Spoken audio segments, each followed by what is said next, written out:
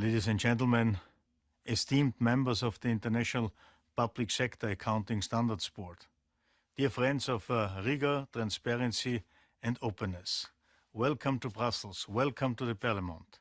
It's my honor to greet you all on behalf of the European Commission. We are privileged today to host you all as individuals and the International Public Sector Accounting Standards Board as an organization that is a beacon of excellence. Let me start by congratulating you on your outstanding work. Defining public sector accounting standards is not just a matter of accuracy and necessity. It's essential for the functioning of our democracies, which we defend every day.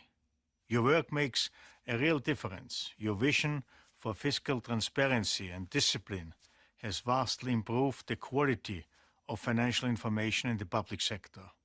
Our own European Union annual accounts are inspired by this approach, offering maximum openness and thus adding an extra layer of legitimacy and assurance to public spending.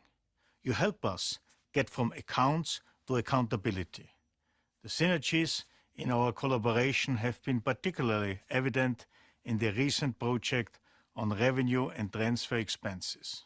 Our staff worked with the International Public Sector Accounting Standards Board, with representatives from the United Nations, and with colleagues from the African Union.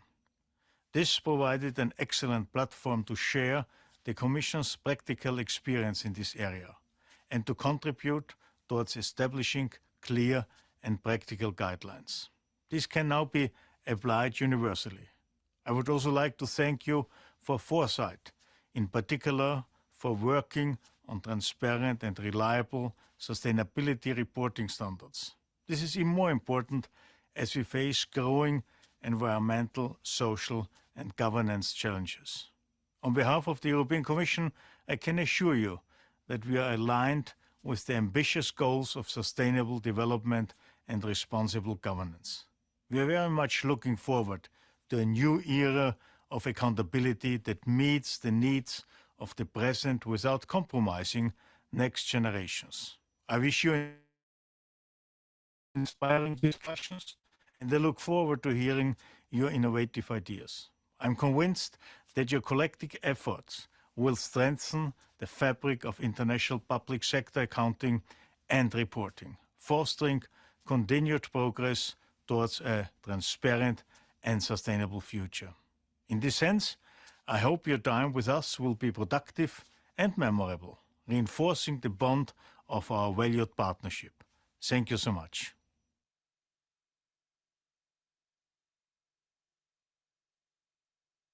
Ladies and gentlemen,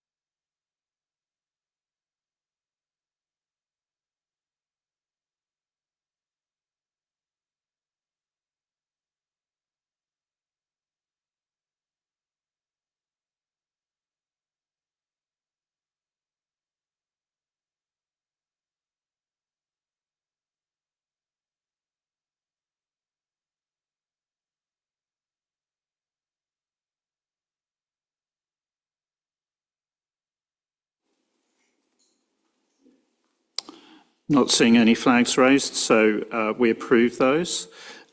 So with that, we then move on to the update on the European Public Sector Accounting Standards programme, and welcome John Verinder. John, great to see you here in person. So over to you. Thank you very much, Ian, and good morning, everybody. And indeed, it's my pleasure to update you on the European Public Sector Accounting Standards project, or IPSAS, particularly in the home of the European Commission, of which Eurostat is a part, of course.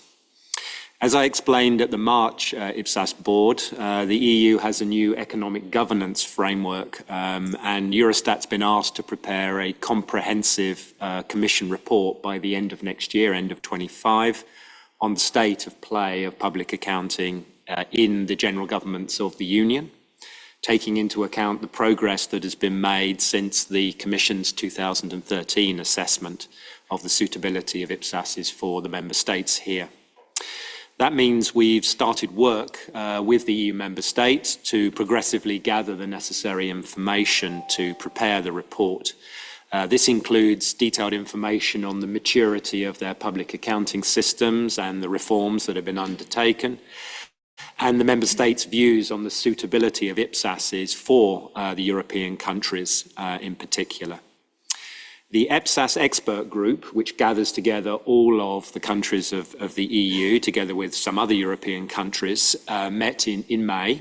There we completed discussion of the IPSAS structure. We were updated on developments in support for the accounting reforms in various countries. For example, we heard a great deal about the project ongoing in Croatia, which is actually really picking up speed now. And as usual, we benefited hugely from Ian's feedback on the IPSASB's work and the developments that are ongoing there. The next meeting of our expert group will be in November in Dublin, in Ireland, and there we'll have a chance to see firsthand the results of the major project which the Irish government has been conducting in terms of reforming its public accounting and moving towards accrual standards. In addition, we'll be discussing the emerging results of the information that we're gathering for the Commission's report. We'll have a first chance in our expert group to discuss the IPSASs on revenue and transfer expenses, so I hope to get good feedback from the European Union countries on these. Of course, based on two issues papers, we develop issues papers to encourage the European countries to discuss, and these are publicly available. Of course, there'll also be updates on the accounting reforms and from all stakeholders in our project, including from IPSASB. With the election of a new European Parliament here in Europe and the process for appointment of the new Commission underway, hopefully today, we are looking forward to bringing forward public accounting issues into the new political environment here in the coming months. Thank you very much. Thank you very much, John, for that update. And the preparation of that report next year, I think, is going to be very important because certainly from the IPSASB perspective, things have moved on a considerable way since the last report in 2013. And it will be good to also see the results of the process, not only in terms of the changes, and there have been significant changes in terms of the adoption of accrual reporting by European member states, but also the very important screening process that's been undertaken of the majority of the current IPSAS, and that's certainly produced some useful feedback, which we've tried to sort of build into projects as we've gone along. So I think that's been a very productive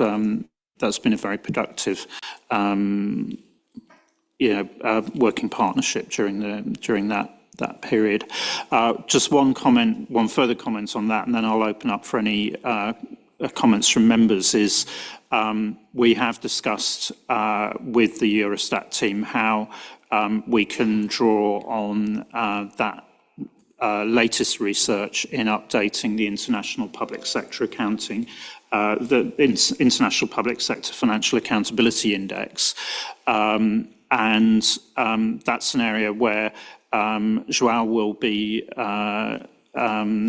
chasing members during the meeting that we have a number of gaps still, despite previous efforts. So please, if you can help us with the remaining gaps. We have a number of countries where we're expecting changes to take place between the 2021 index and the current position, or at least in 2025, and we'd like to make sure that we've got the right contacts and that we can update accordingly. Just with that advert for João on that. Any comments or questions from board members on the update that John has given us?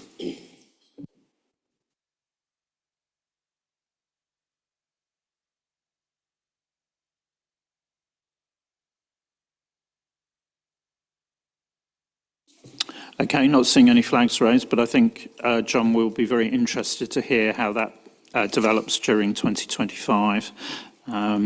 So thank you very much for providing the update, and John will be with us for the next couple of days, so do take the opportunity to put him on the spot, if you like, if there are particular questions that you have.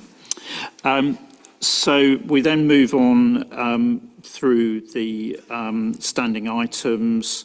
I would highlight that in terms of the IPSAS GFS dashboard or ISS dashboard, that's very much an ongoing process at the moment, and we will be having an update on that in our December meeting. Ross, do you want to, you're hovering. Okay. Ross is getting ahead, but I think actually it's now time to move over to you. Anyway, Ross. Yeah, just wanted to note on agenda item 1.9, report on activities, communication activities. I wanted to thank those members and TAs that are regularly reporting their items. And just, we don't talk about this much at the board, but it is a really important document for us to capture the extent and nature of outreach the board undertakes. This is used for reporting to the Public Interest Committee, to the board, at IFAC, and available publicly for constituents to see what the board's up to. And I've noticed a bit of a fall off in some jurisdictions where people aren't reporting all of their activity. I know there's a lot happening, so I know it takes time and effort, but please make sure when Leah sends the email that you take the time to put your outreach activities on that form. It's very, very important for us when we talk to our stakeholders that we show the breadth of the board, technical advisors, activities in this space. Thank you. Thanks, Ross, for that reminder. But just to say thank you very much for all the outreach that is done. We know it's on a voluntary basis. We know you have all have busy day jobs, so it is much appreciated, and I think it's appreciated by our constituents as well. And I think one of the real advances over the last few years has been that the degree of interaction that we get through those processes, as well as the roundtables. So please do keep the reporting going on that. Renee.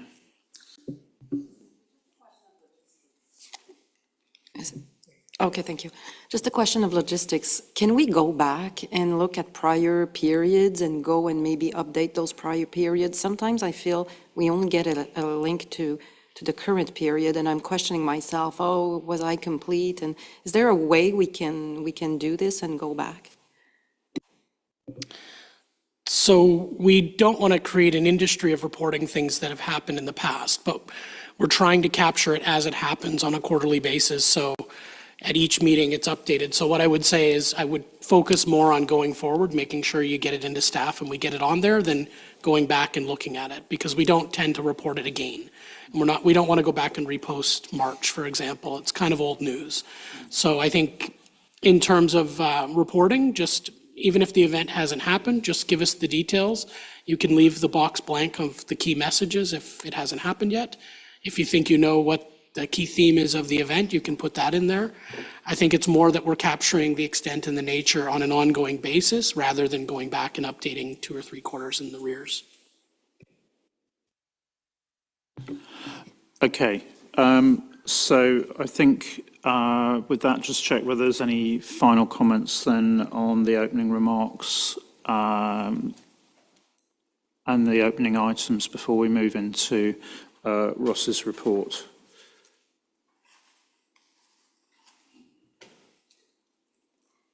Not seeing any flags raised, Ross, so over to you. Great. Well, thank you very much. I'm not going to use any slides today, but there's a few items in the report in agenda item 2 that I wanted to highlight. Firstly, that expect to have a good discussion on Friday based on progression at this meeting that talks about going forward, but it's a little premature at the moment with everything we have ongoing. So I'm looking forward to the Friday update when we'll talk about the work program going forward in a little more detail. A couple of items I wanted to highlight in the report. One, the World Bank funding. We're working very hard to implement that funding, and we're getting close to selecting our main contractor that's going to be used to support our work in the sustainability space. We're working through the processes in the World Bank system at the moment to get proper sign-off through the procurement process and the funds to take it forward. And we're very thankful for the support from the World Bank and their team in helping us secure the funding and managing the process overall. So there should be news on that relatively soon. I did want to note as well, in my report, we're doing another academic research forum. We normally do it on a 2-year basis, but we had such great input and acceptance of it last year. We decided at the request of SIGAR to do another forum next year as well in June. So we've already published a call for papers at the beginning of August. That call for academic papers stays open until October 4th. And then the academic advisory group, which many of the academic board members with an academic background sit on, and we have some external academics, will blind review those abstracts and select the papers to proceed to the small grants and to final papers, which will be presented at the SIGAR meeting in June 2025 in Athens, Greece. So it was... Yeah, just to acknowledge that we have the chairman of the academic advisory group, Andreas Bergman, with us. So if you have any questions, please do talk to Andreas, and also just to say thank you very much to that group for all the great work that they're doing. I think we've seen how that's really, can really impact through the recent papers. So that's great news. Sorry, Ross. No, thanks, Ian. I hadn't even talked to Andreas yet, so welcome, Andreas. If you are in the academic community, make sure to share that call for papers as wide and as far as you can, because we've really seen an uptick in the quality of papers. They're starting to really hone in on issues that will be important to the board, and papers that really, I think, take forward some of the thinking around some of the future concepts we'll be thinking about at the board. The other item to note in the report is the various roundtables that are coming up. So I think I've already cornered a couple people on coffee breaks about getting members and technical advisors to those upcoming events to the extent possible. And these roundtables supporting natural resources, sustainability, and the rollout of the work program, those will continue into 2025. So Yakuba, I think you've already asked about what we're doing for Africa. So we are working on an event late January for Africa. I'll talk to you on the margins of the meetings about that. And just to say that these events are always much more impactful when members, technical advisors from the region, if they can find time to join, participate. I think it really hit home to me last year when we did our first regional roundtable in the Middle East region, and we had Abdullah there. And I would say that the amount of respect he was getting when he was talking about the issues that they were experiencing working through the IPSASB in Saudi Arabia, and that the board was talking about those issues live. And hearing from Abdullah, it really made an impact. So staff are always there to help keep things moving and move the events, but I think it is really the engagement from the members and technical advisors from the region that really make them impactful. So thank you for everyone's time. I know it's very difficult to find time in your schedules, but if you are interested and we haven't spoken, please come and talk to me about events. It'll be keeping us very busy, but we're very happy to engage and do these types of events. One really important piece of news I wanted to give everybody is an update on the September 2025 meeting. We've been able to finalize just in the last few days that we will be going back to Portugal in September 2025. The exact location in Portugal is still under discussion. It could be Lisbon or one of the other beautiful places close to Lisbon. And we are planning to do a public sector standard setters forum within the same week as the board meeting. So we're planning to start that week off with a forum on the Monday that will run into Tuesday, and then the meeting will continue from Tuesday to Friday for the board. Logistics are still being worked on, but that's our current plan. And we're very, very happy to be hosted once again by the OCC, which is the Portuguese accounting profession. They've been very gracious hosts. This will be the third time we go back to Portugal in, I think, 7 years. And I just wanted to highlight the hard work of João Fonseca, our staff member from Portugal, and his great relationships that continue to help us pave ways for meetings in Portugal. And as those of you who've been in the past, we've had 2 September meetings in Portugal. It's a fantastic time to be in Portugal. The weather's great. The hosts are always gracious, and the sights and sounds of Portugal add a great ambiance for the meetings that we'll have there. So with that, and we happily have all our locations and dates finalized for 2025. And thanks for those from other jurisdictions that also expressed interest in hosting meetings. We're very, very grateful to have the interest.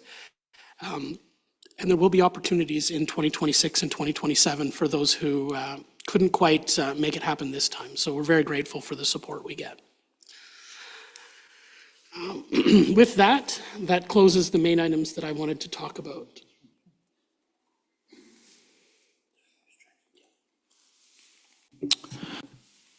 Okay.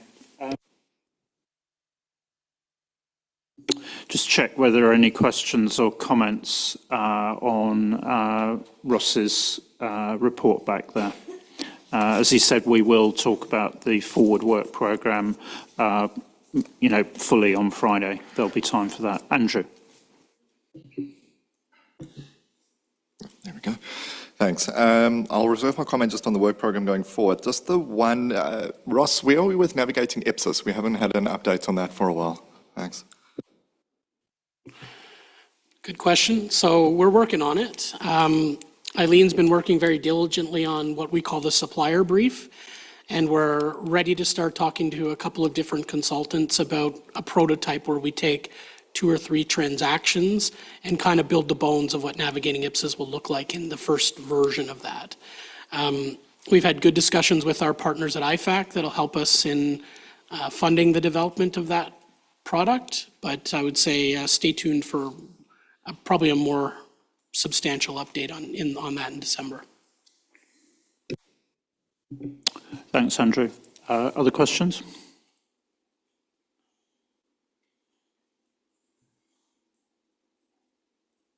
Okay, so thanks, Ross, for that update. I think there's a lot of exciting developments in the pipeline and plenty to talk about when we get to Friday on the work programme.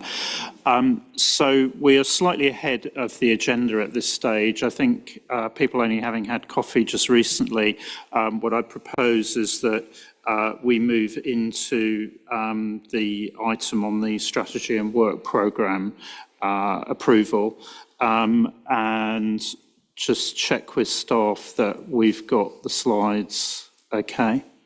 And to welcome Agustina to the centre seat. So no pressure there. So I think just checking we're okay with the slides. Yep, okay, brilliant. So Agustina, over to you. Thank you. If I was stressed, seat, but we'll try to make it through. It's a pleasure being here, and thank you for your time. Today we'll be discussing the strategy and work program. You're looking for approval. We had a great discussion in June. If we can go to the next slide, please. So the focus of the meeting will be discussing on the first agenda paper, the KEG and the PIC comments that we received while we were showing them the strategy that was discussed with the IPSASB in June. All of the instructions from the IPSASB had already been reflected on those documents sent both to the PIC and the KEG. So if we move to the next slide.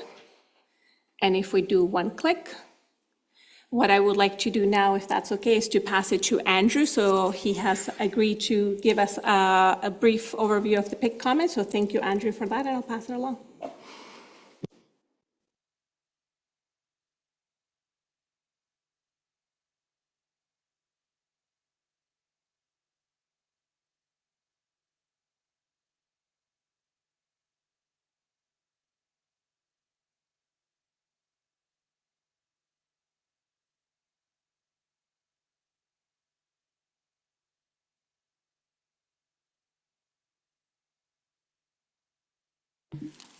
Well, what I might do is just talk.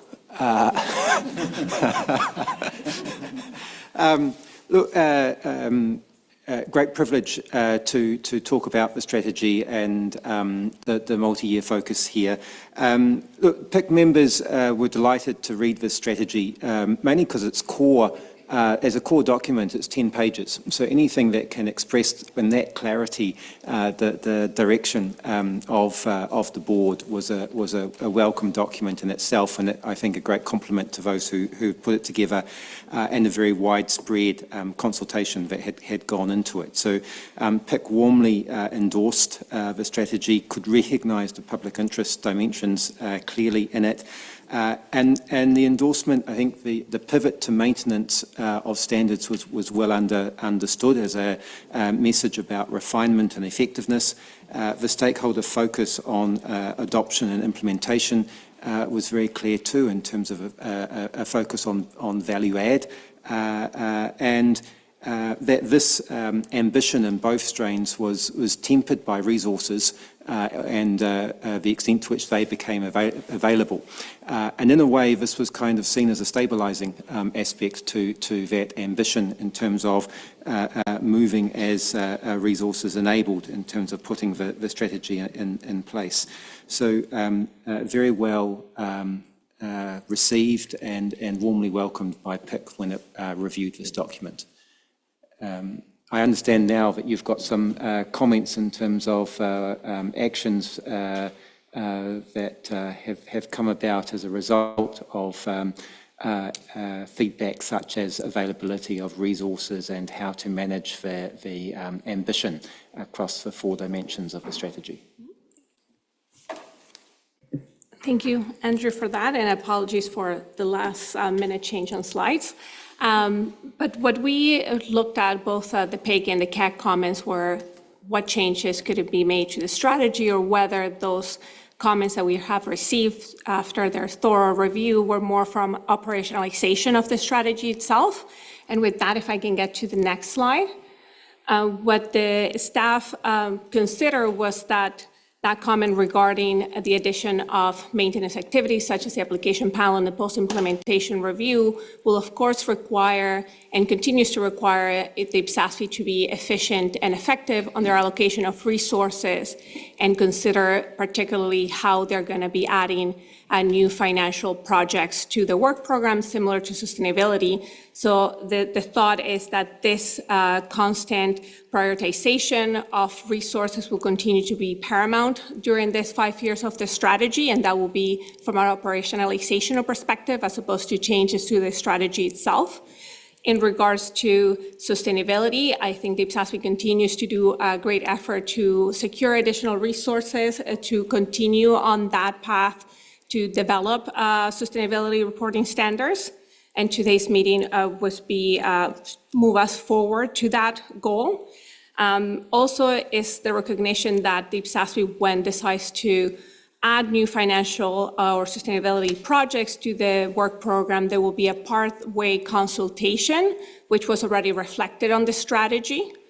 And then I think the important comments that we received both from the CAG and the PIG is for the IPSASB to acknowledge that jurisdictions are in different paths to their transition to the accrual, and therefore when we operationalize or continue to do the inspiring adoption and implementation main activity of the delivery, it's important to account for that, both when we try to influence different supranational and regional organizations as to how to partner on helping those jurisdictions transition to accrual, and similar to what type of support and events the IPSASB can participate to continue to that. So all of these comments where we thank the time that the PEG and the CAG took to provide the IPSASB that advisory role and how can we further operationalize the strategy, and will be reflected in that way. With that, I would like to pass it to the chair. Thank you. Thanks, Agustina. It's quite easy to switch these mics on and off, actually.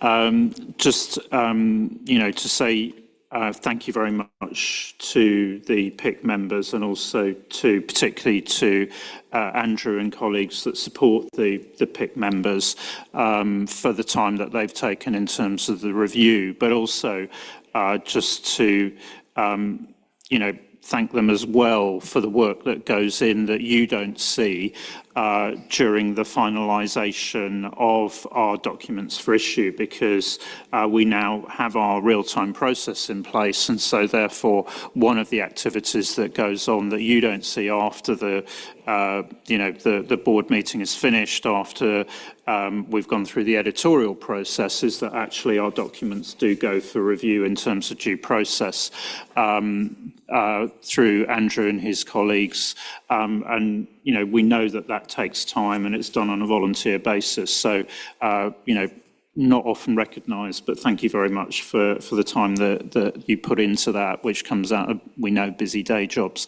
Andrew, is there any final comments you want to make in terms of the sort of summary that Agustina has made in terms of how we will implement the PIC comments on a go-forward basis?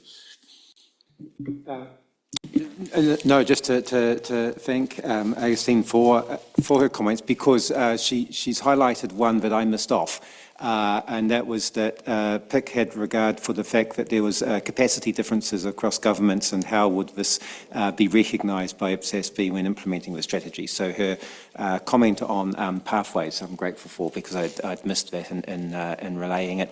And no, in light of a comment from across the room before, that we're already into September 2024, looking forward to it getting started.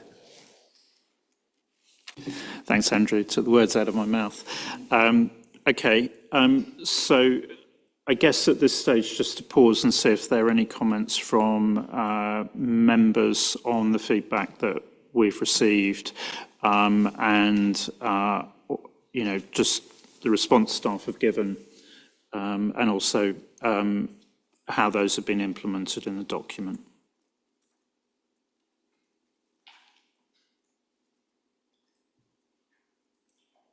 Okay, Fabienne. Thank you. Thank you, Jan. I just wanted to say on behalf of the CAG, when they discussed in July, I wanted to stress the importance for CAG members of communicating to the outside world on the efforts will be made on maintenance and implementation. So that was a very important point to the CAG. Thank you.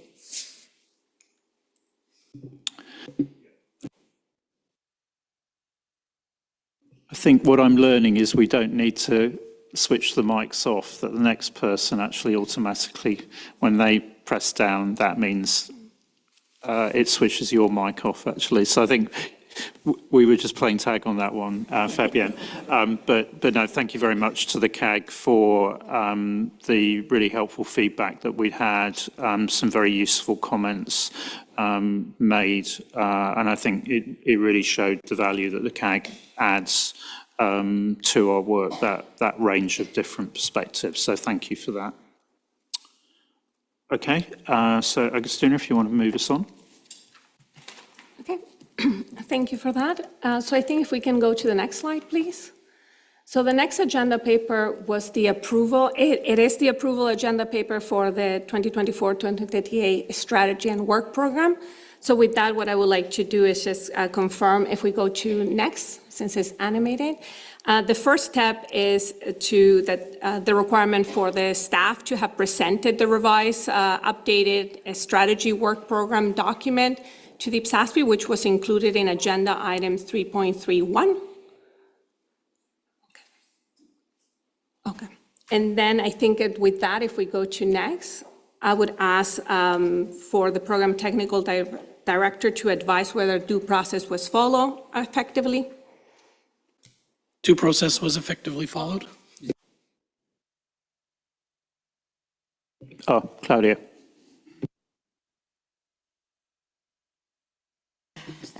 I'm sorry, maybe I'm a little bit late. I just wondering, we have figure 5 in the document where we give an overview of our work program.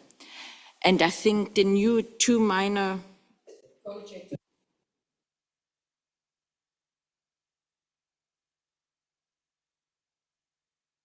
Sorry. Okay.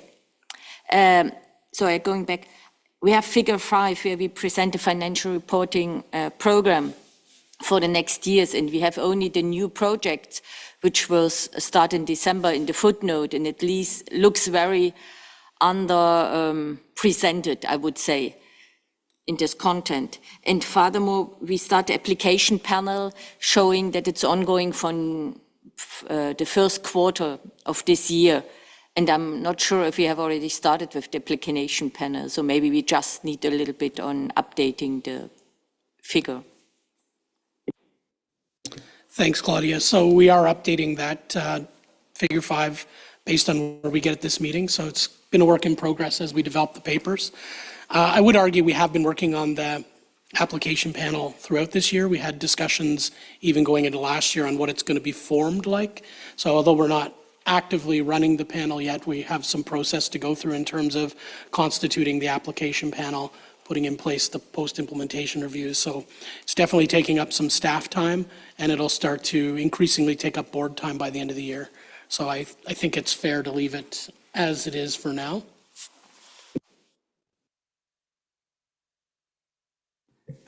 If it's okay to add, I should have said that I have received editorials that figure on the work program will be updated.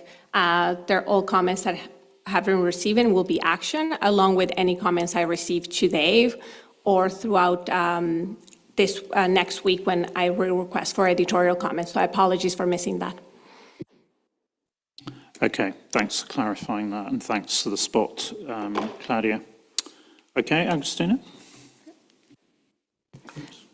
So I think if it's okay with that, I'll pass it to Ross. So again, I'll assert that due process has been effectively followed in the development, consultation, and finalization of the revised strategy and work program. If we can go to, oh, thank you, Leah. So I think in the next, we will request the chair to confirm whether the IPSASB is satisfied that due process has been followed effectively. Thanks, Agustina. So just to check with members whether they're satisfied that we have applied due process. Not seeing any flags raised, so I think we're content on that. If we can, yes, thank you. So with that, I would like to ask for the IPSASB the approval of the IPSASB 2024-2028 strategy and work program. That's a recommendation from staff. So it's nice to have all 18 members in the room. I do note that Lynn's on a call, so we will confirm with Lynn afterwards what her vote was in terms of this to make sure we have full 18-member votes. But for those who vote for, I'm going to ask you in the room to raise your flag and just put it on end like you're making a comment.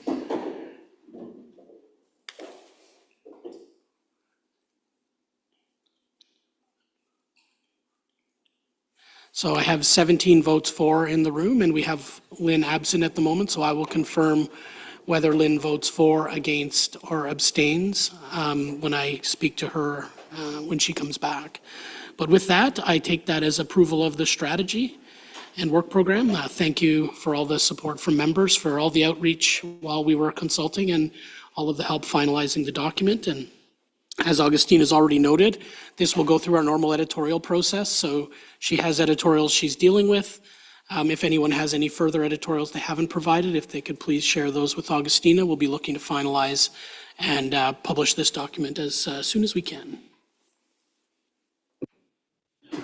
Okay, so that's great. So, just reiterating the thanks to everyone for the hard work that's gone into that to get us to this stage. I think as with all of our work, it really is requires teamwork and a lot of coordination to get us to this point. So, Agustina. Thank you, everyone. With that, if we can go to the next slide. So the next agenda paper was the strategy and work program feedback statement. So this is a common mechanism that has been used in the past when they did the consultation for the 2019-2023 strategy and the mid-period consultation as well.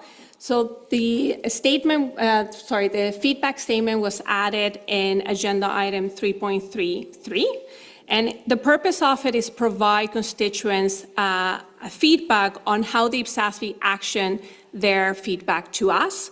The content is split into the background, which discusses the purpose. We discuss the consultation process as to show the due process that was taken in the development of the strategy itself. We provide the feedback on each of the SMCs discussed, as well as all of the additional resources where the papers were discussed throughout, so constituents can quickly access that. This is a staff paper, so we're not looking for approval, but we do appreciate if you have any editorial comments or ways to improve it, that we can take it. And with that, I will pass it to the chair. Thank you. Yeah, thanks, Agustina. So it is a communication document, and I think it's a very important one in terms of all of the great input that we've actually received. I think constituents need to see that we've listened and actioned their comments. So obviously editorials on that, please pass those to Agustina. Any substantive points that board members want to raise on the feedback statement?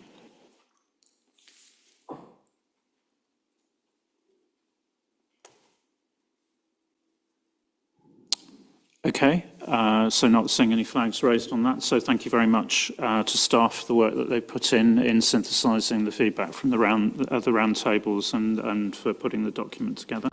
Agustina? So one last thing, if I can ask to go to the next slide. Regarding editorials, I would ask if you can pass them along by next Fridays as to allow us to publish the document as soon as possible.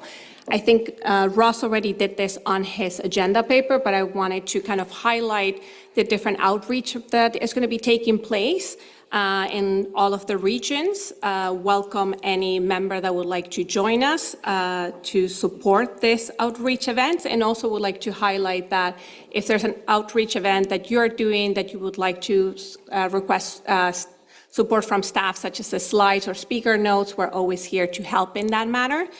So here you have the dates, which were also included in agenda item 2. So thank you for your time and thank you for the approval. Okay, so with that, we conclude the item on the strategy and work programme, and we will now take the break. So if I can ask everybody to be back at 10 past, please. Thank you. See you then.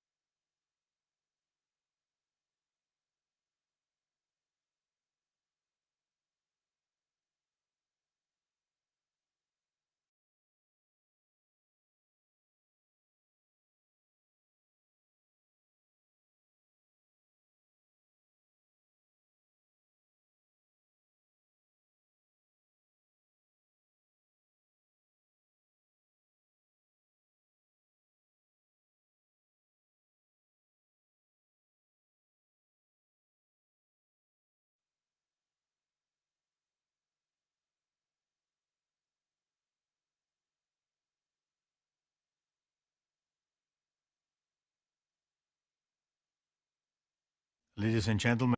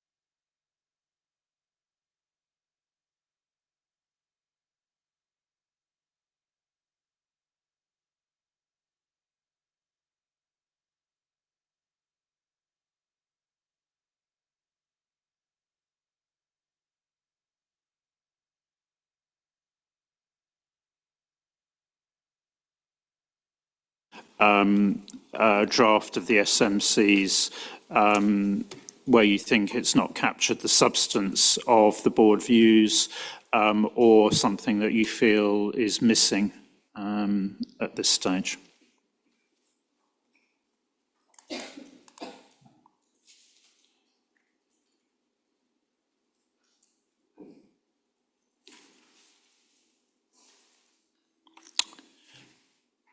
So I'm not seeing any flags raised, so I think we are now content with the basis for conclusions. We're not going to take a formal vote on those. Obviously, we've approved the document, but that will be subject now to our final editorial process to incorporate those comments that we've received from members. So with that, that finally brings us to the end of the leases project, recognising that I am now towards the end of my 9th year in the chair seat, and this was on the agenda at my first board meeting in March 2016 as chair.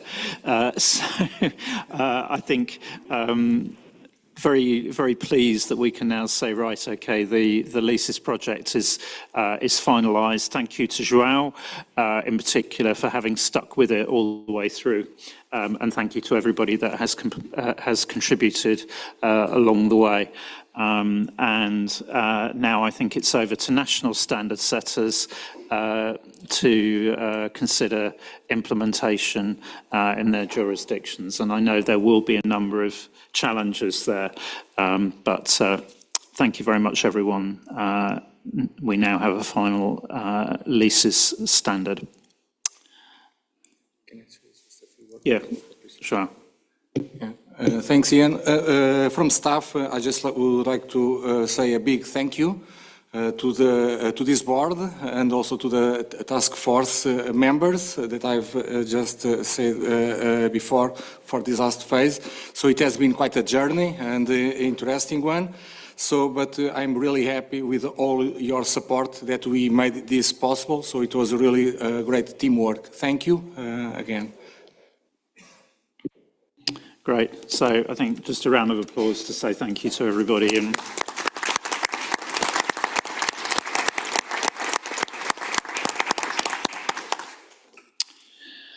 okay. So with that, we move on to item 5, and obviously one of the two big items on the agenda for this board meeting.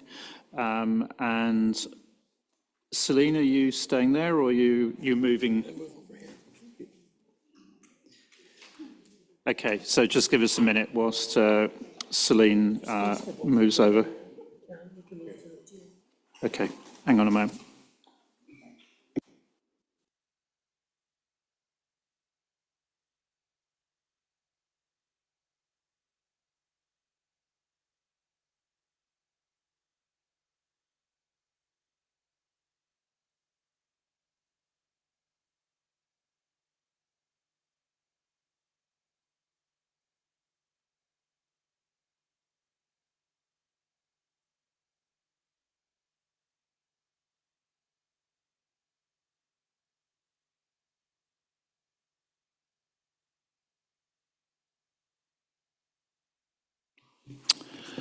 Okay, so obviously this is really important that we can finalise the exposure draft and hopefully agree to its issue. We've got a lot of consultation and outreach coming up, and I think there's no doubt about the fact this is an absolutely crucial public interest issue for the public sector. And we know that there's a lot of expectation, a lot of demand for the guidance. I think the event we had yesterday, hosted by Accountancy Europe and with the contributions from colleagues in the Commission and also OECD, I think that showed the challenges, but also the relevance and centrality of the need for guidance in the public sector. This has been a journey to get us to this stage. I think we still clearly have a number of items, another number of particular issues that we will be discussing, and staff will take us into those in a moment. But I think, it's important to go into this recognising how far and how fast, as a board, we have come. I still reflect on Celine's comments back in the Zurich meeting this time last year about just getting our feet wet. Now we have a full draft, exposure draft to consider and hopefully approve. So I think that is a huge achievement, and it's a collective achievement. And I do want to recognise the journey that we've all been on. Staff, board members, technical advisors, but also, the inputs that we've had from the Sustainability Reference Group, very, important contributions from them, and also the Climate Topic Working Group with input from the international standard setters, IPSASB, GRI, and the national standard setters as well. So really, absolutely a team effort, and I think everybody has willingly given that input. And just thank you to everybody. I think thanks also over the last few months to board members and TAs. We know we've asked a lot of you with 2 check-ins over the summer period to move us to where we are now. That was an ask, and thank you very much to everybody for, some great discussions, which in both cases really moved the work forward. So I think we are in a good place moving into this discussion, which is not to say that we don't have some issues, but I think let's keep holding on to that fact that, we've achieved a lot, and I think we have a good basis for our discussions at this board meeting. And so, Celine, I think it's over to you, and to Karen as well later on in the item. Over to you. Thank you, Ian. Just reflecting, coming off of Lisa's and the 9 years that journey was. We've come 1 year later, and I'm really thankful to everyone, because it has been quite a journey, as Ian said, and I know it's been a very complex and difficult topic, but everyone has come. We've all come such a long way. So thank you so much, and we still have a full agenda, lots to talk about the next couple days. So I think, is the clicker working? Or we can advance. We have a number of agenda papers reflecting on the issues that we've talked about coming out of the August check-in meeting. So we're just seeing.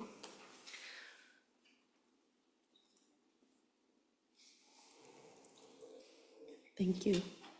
Yeah, so still a full list for this meeting. And again, thank you again. A lot of these issues we've talked about a number of times, but coming out of the August check-in, we've done a lot more work. And everyone, thank you for your time through this last quarter, reviewing a couple turns of the draft ED again and again. And thank you to our issue owners who really supported us and helped us come along this last leg in really a short time, hopefully providing more clarity on some key issues that we've been revisiting. So I think I've just covered this. We had our discussions in June, had follow-up in July, and then in August again. And so we'll focus today on those key issues coming out of the August check-in. And then there's 3 key issues. All other issues have been addressed in and outlined in agenda item 5.1.2. But then we'll focus on the key 3 issues, and then we'll turn to SMCs and approval. And then, as Ian mentioned, we do look forward to the various consultations through regional roundtables, outreach events, and a launch in late October. Okay, great. So this slide is really if you were at the event on Monday, yesterday, Karen presented this as well, but this is really the crux of some of the issues that we've been dealing with. This differentiation and delineation between own operations and public policy programs. So this you've seen it before, but just wanted to focus the discussion again. You know, I think we're quite aligned and directional on, you know, own operations. We're applying S2 and we're aligning there. And then public policy programs, the guidance that's been developed through our discussions, through breakout group discussions with SRG and topic working group, those are really quite clear at this point. But really what we're focusing on today on at least the first couple papers is clearly clarifying what do we mean by own operations and public policy programs. So the first paper, 5.2.2, if you recall when we met in August, there was still some clarity and some feedback, particularly around thinking about that principal versus agent, and who is providing the disclosures on public policy programs. And we talked about this sort of 3 tiers that you can see across public policy programs, a policy, and the terms here, we've kind of landed on policy design, implementation, and monitoring, but you can interpret that, and I think there are a number of different interpretations coming from the comments that we got back on what do those words really mean. And so maybe just to take a moment to elaborate a little bit on this diagram and how we thought about it, was thinking about policy design as a policy setter or policy formulation, that development of the policy, which could get pushed down to another entity to implement and administer or enforce that policy, to roll it out to other entities. And then there could be a separate policy monitoring, which could be reporting on that program. And then those are sort of the public sector roles within the policy, and they have responsibility for policy, but then affected entities could be public or private sector. So even in that affected entities role bucket, we think about it as it could be anyone who has to comply with the policy. And so that could be public sector or private sector. So there could be entities who are in that blue bucket, that they're just affected. They have to also comply or perhaps execute on that policy, though they don't have a role and responsibility to roll out, design, implement, or monitor. And that would be similar for private entities, and then affected individuals, certainly taxpayers or whatnot. And so those are just to explain a little bit more on those different buckets and what those mean, because certainly we've heard different terms could be used, but that's what the intention is of those 3 buckets. And so when we talked in August, we were proposing to move away from principal versus agent, particularly given those very financial reporting specific principles, and that how to avoid confusion on that perspective, we moved away from using the terms principal versus agent.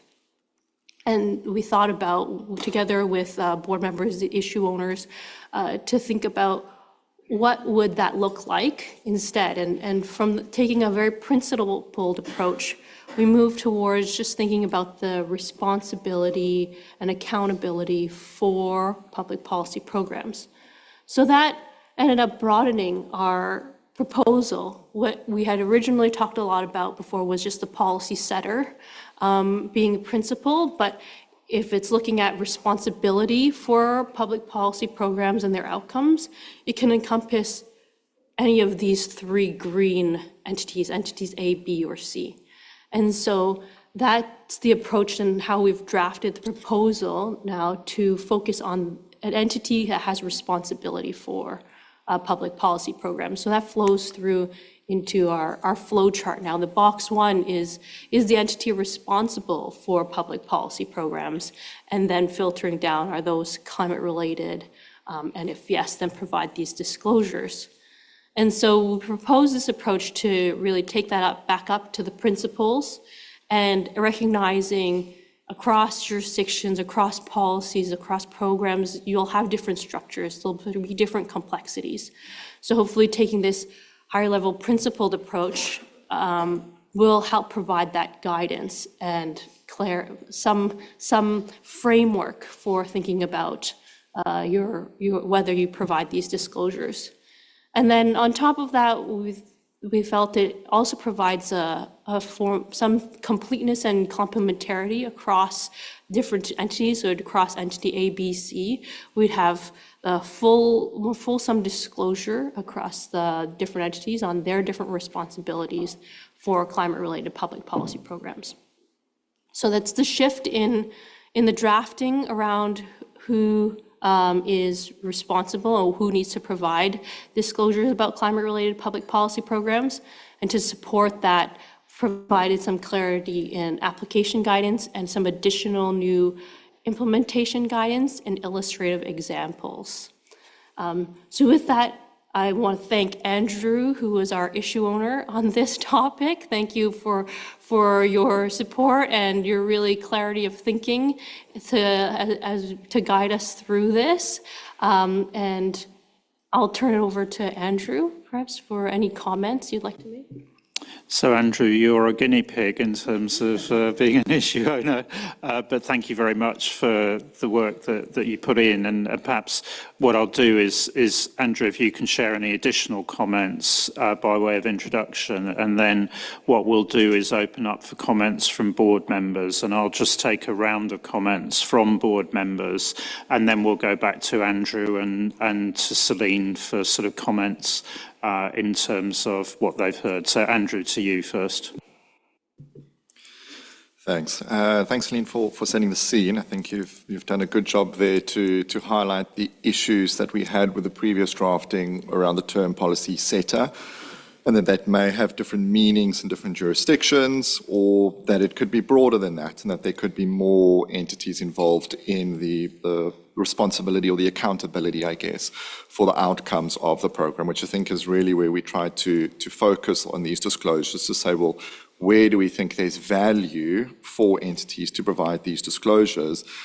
And I think that's where we thought that if you are going to be held to account, you would have some responsibility for this public policy program, and therefore there would be value in you providing these disclosures. I think just in terms of thinking about who is responsible for a public policy program, we tried not to get too bedded down in the details like we did with the principal agent and financial reporting, but to go more principles-based. And I think there's two things that at least help me when I think about this. Is one is to go back to the definition of what a public policy program is, and how that helps you distinguish whether it's own operations versus you being responsible for a public policy program, and how you disentangle those two. And then the other is also just to apply the materiality lens, as always, to, yes, I may be responsible for a really small component, but I may not necessarily provide that disclosure because it could be immaterial. And I think the combination of those two should then result in the entities who, there would be value to users for this, preparing these disclosures. Thanks. Okay, thanks, Andrew.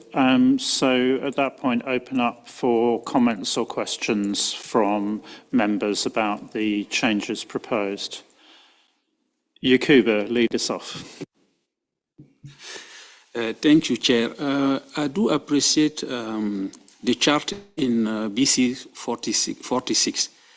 So I'm wondering why it is not appearing in AG or IG. So it is so clear and bringing information clearly. So I'm wondering why it is in BCs or instead of being on AGs. Thank you, Yakub.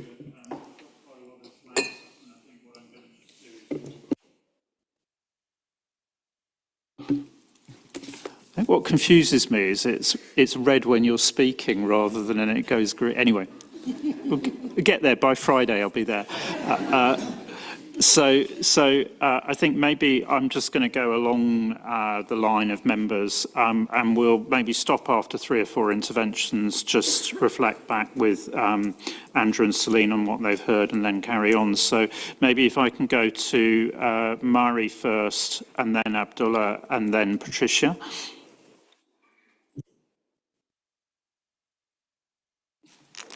Thank you. Thank you. I would like to thank for all the great efforts by the team, drafting teams. And I am still in confusion about the terminology about the public policy design and implementation and monitoring. And it is so important that who is responsible for the climate-related public policy programs, and who is responsible for policy design and policy implementation and policy monitoring. And in the BC 46 is so clear for me. And however, it is the same terminology about the policy design, implementation, and monitoring. And so the responsibility for the policy design and the responsibility for the policy implementation and responsibility for policy monitoring is so necessary, and it is so clear.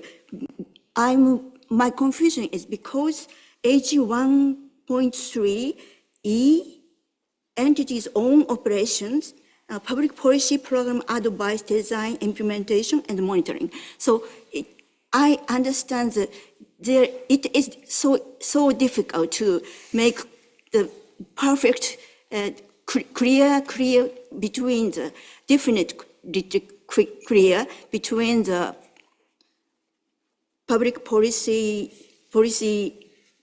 programs and all monitoring, and there is so many policy design, implementation, monitoring is in both areas. I understand that. However, that we have to be careful to use the word, these words. So it's my comment, and thank you. Thanks, Mary. So I'll take Abdullah and then Patricia and then go back.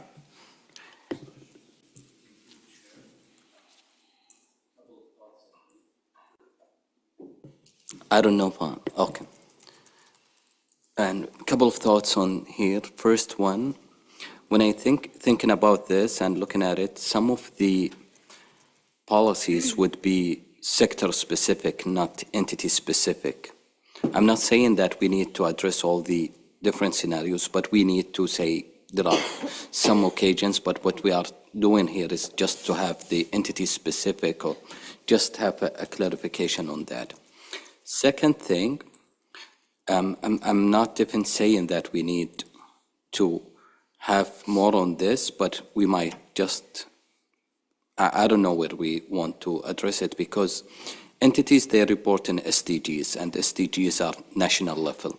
Do we want to capitalize on something there? I'm not saying that we need to do it right now, but we need to have our thoughts around it. Other than this, I appreciate how far we came in this. I wasn't expecting that we will get this far, but good job that's been done by the SDG, all the team, but just to acknowledge the work that from the staff team side, they did a great job. Thank you. Thanks, Abdullah. Patricia? And thank you. Yes, congratulations for the advances in the paper. I have 2 questions. I think I need 2 clarification. The first one is, if I consider entity responsible for the programs, I include a lot of public sector entities, inclusive the small public sector entities, because has some kind of responsibility. In my view, I think you should consider only the entities that are responsible for the activity outcomes. In the end of the day, who is responsible for the outcomes should disclose about climate change programs.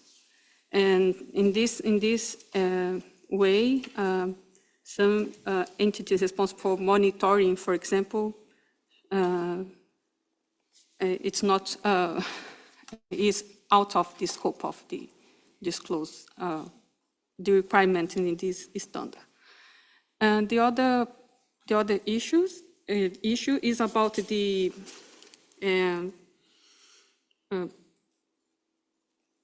in the middle of the figure. Do any of the programs have a prime objective to achieve outcomes impacting climate? I think it's not so, I need more articulation because when in the paper, outcomes impact people, environmental and economic. And then I think it's not specifically for the climate. And relate with this, in some parts of the draft, in some parts, gas emission is considered the outcomes of the program, and some parts not. I need, it need more articulation. How about outcomes? It's only to consider gas emission, and it's one approach, and reduce there is a reduction in the scope of the entities that need to disclose about this. But if about the outcomes that the impacts in the people, society, and environmental, environmental and economic, I think we have different approach. This is my main comments. I have other comments in the specific paragraph, but the main questions are these two. Thank you, Patricia. And yes, yes, certainly, if there are drafting comments and so on, please do pass those through to staff. So far I'm hearing sort of support for the general approach, but some requests for clarification. I don't know, Andrew or Celine, to you, just in terms of any specifics on what you've heard so far, and then we'll carry on round. Just going through, thank you for your comments. I think going down the list, Yakuba, I think we did have that debate about where the diagram should fall. And we felt it does provide some clarity in thinking, but not necessarily as part of authoritative guidance, given the complexity of different structures. And there is, I think, there could be confusion around the terminology or different use of the terms, policy design, implementation. But I think it's something, we could consider if the board felt it's better brought up. That's just location, I think. And then Mari, to really that point, I think it goes back to these three terms: policy design, implementation, and monitoring. It is, the terms are difficult, but as you said, it is included in both. And that's why we worked together when we talked with, on this paper and the next paper, together with Andrew and Renee to try and provide that clarity. If you look across the examples, we've tried to make sure our IEs were complementary. And you'll see the IEs talk about the same example, the same entities, to try and help people differentiate between what's included in own operations versus what's included in public policy programs. So happy to take further comment on how to improve or provide that clarification, but we're very conscious of that relationship across both sets of disclosure requirements. And then Abdullah, I think we've got a lot to certainly continue to think about, because the programs and the policies and comments we've got these are not all entity specific. It's across so many different, and hopefully our BCs are what we can add to our BCs to bring that out, can help address that, but there is a lot of studies that it's not going to be one policy or one entity to address all of the climate issues, but it's really across the sectors. So hopefully we can check if we've covered that in our BCs or if there's something more to bring out, and certainly that link to SDGs is something to further work on for sure, and national reporting generally. And then Patricia, the focus for including potentially small public sector entities. I guess something to think about for the board, would there be a materiality lens, going back to Andrew's earlier point? I think when we would try to think about the entities should provide disclosures relevant to their responsibility. Rather than trying to scope, who is providing, what disclosure at a more higher level principle framework. If you're responsible for the design portion, you should provide disclosures related to your responsibility. So if it's a small public sector entity, then I think in my mind, they would have to assess what's relevant for their disclosures, what's material for their reporting, and not necessarily all of the disclosures. Maybe that's how my initial reaction is to that, versus trying to scope out who's in and out or what they would disclose. But happy to get other thoughts on that. And then on the climate-related public policy programs and going back to the definition, with a primary objective to achieve climate-related outcomes. Outcomes, in my mind,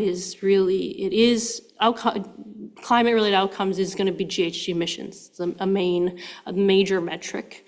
But climate-related outcomes could be adaptation, addressing physical risks, building infrastructure, those things which are not necessarily, the outcome isn't reducing the GHG emissions, but you're protecting the environment or the people. So there is that relationship beyond just GHG emissions as the only outcome to address climate issues. So I don't know if that helps or if it clarifies, but that's sort of just going down less in how I think about it, but happy to discuss. And Andrew, if you had anything to add.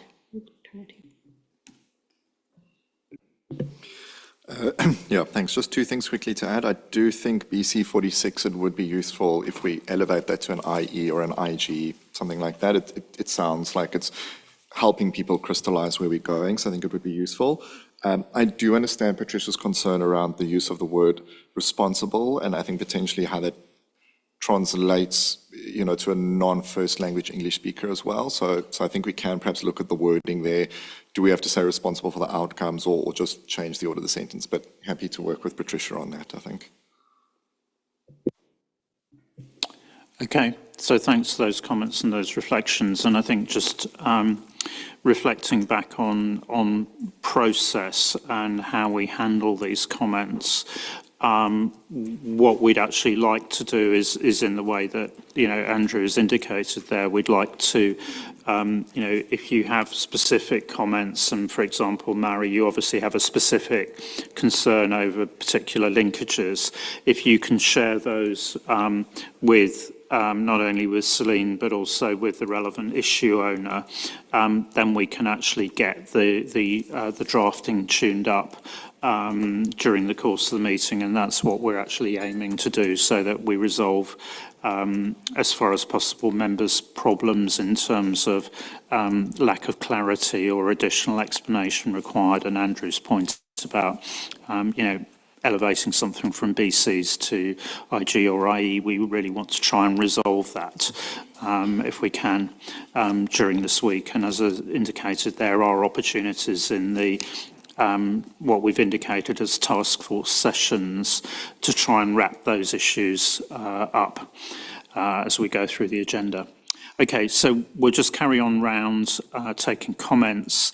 I think Noyati was next, then Liang, then Mike, and then I'll go back to Jonah, and then we'll go back to Andrew and Celine at that point.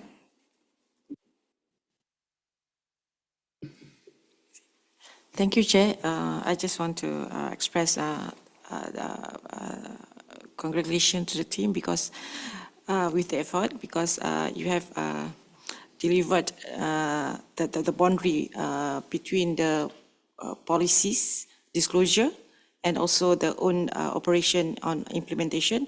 But the thing is, I just want to ask for clarification as what Pat said, Patricia said about the outcome itself, because the thing is, the policy designer of the entities is we talk about the outcome of the public policy program. Anyhow, we couldn't put it in such just a policy without having to know what is the outcome of the policy. And of course, we know that the outcome of the policy is the effort by the entities below who carry out the implementation.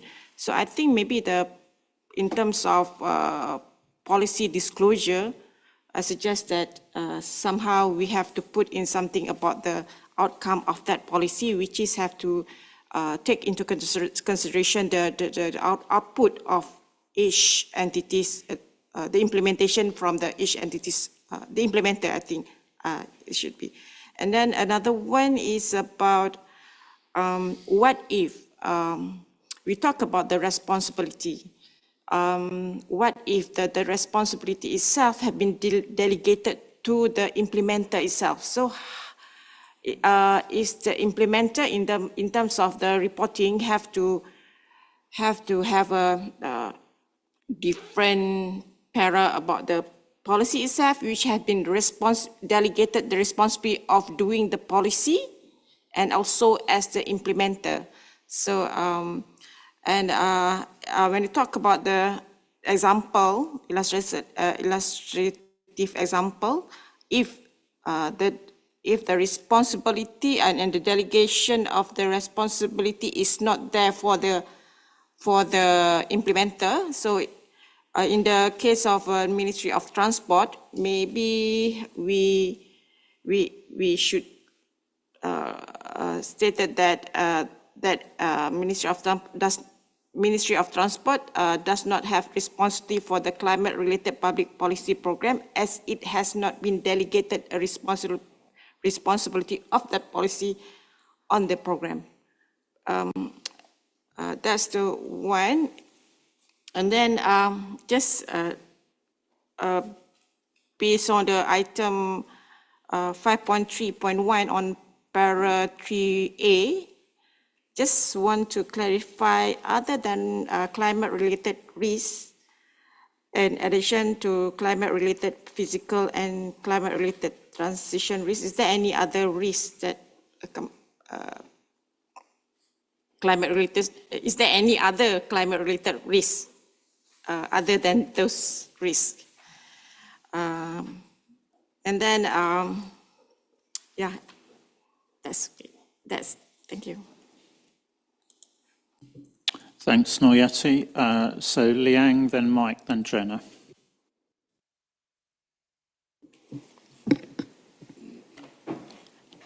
Thanks, Chair. I do appreciate the work the team has done, and I generally agree the direction for the change.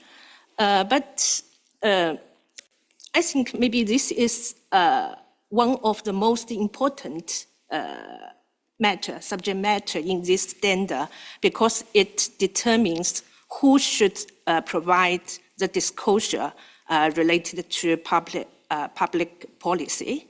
One of my thoughts is, I just wonder whether it covers the entity who should provide the disclosure, because now we say who is responsible for the policy. I'm thinking whether, in addition to be responsible, actually maybe the most important matter is who is accountable for the policy. I share a similar concern as other board member raised. And another point I would like to raise is even we still decided to use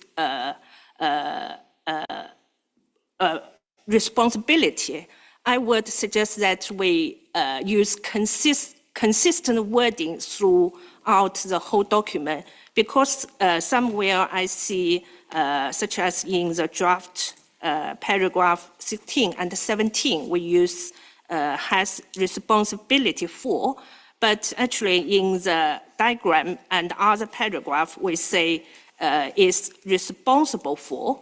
I'm not a native speaker, but from my point of view, these two words maybe have some minor difference. So I think it is important that we stay clearly in the document and use the consistent wording.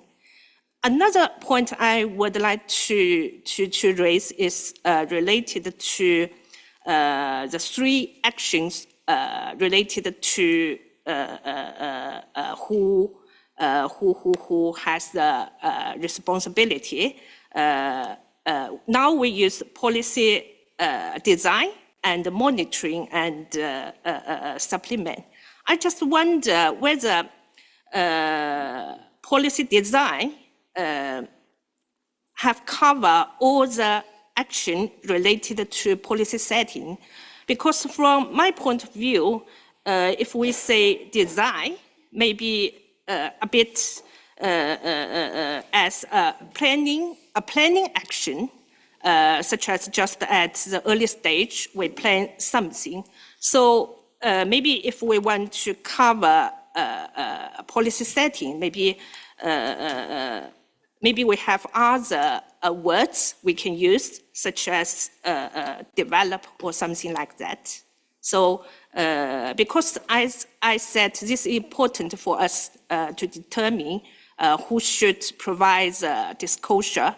So I think it is important we use the exact wording and still clearly stated in the document to make sure everyone have common understanding and this can be implemented in practice. Thank you.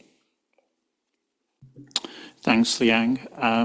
So I think certainly one of the things actually, I think perhaps when Andrew and Celine comment, I'm interested in that point that you make about accountability versus responsibility, and just whether that was deliberate or whether that's something that we should actually think about making a change for, reflecting on the fact that obviously accountability takes us back into the conceptual framework and the purpose of financial reporting. So go to Mike, then Jonah, and then I'll go back to Andrew and Celine at that point in time. So thank you to staff and all for all the work being done so far. It's a really heavy piece.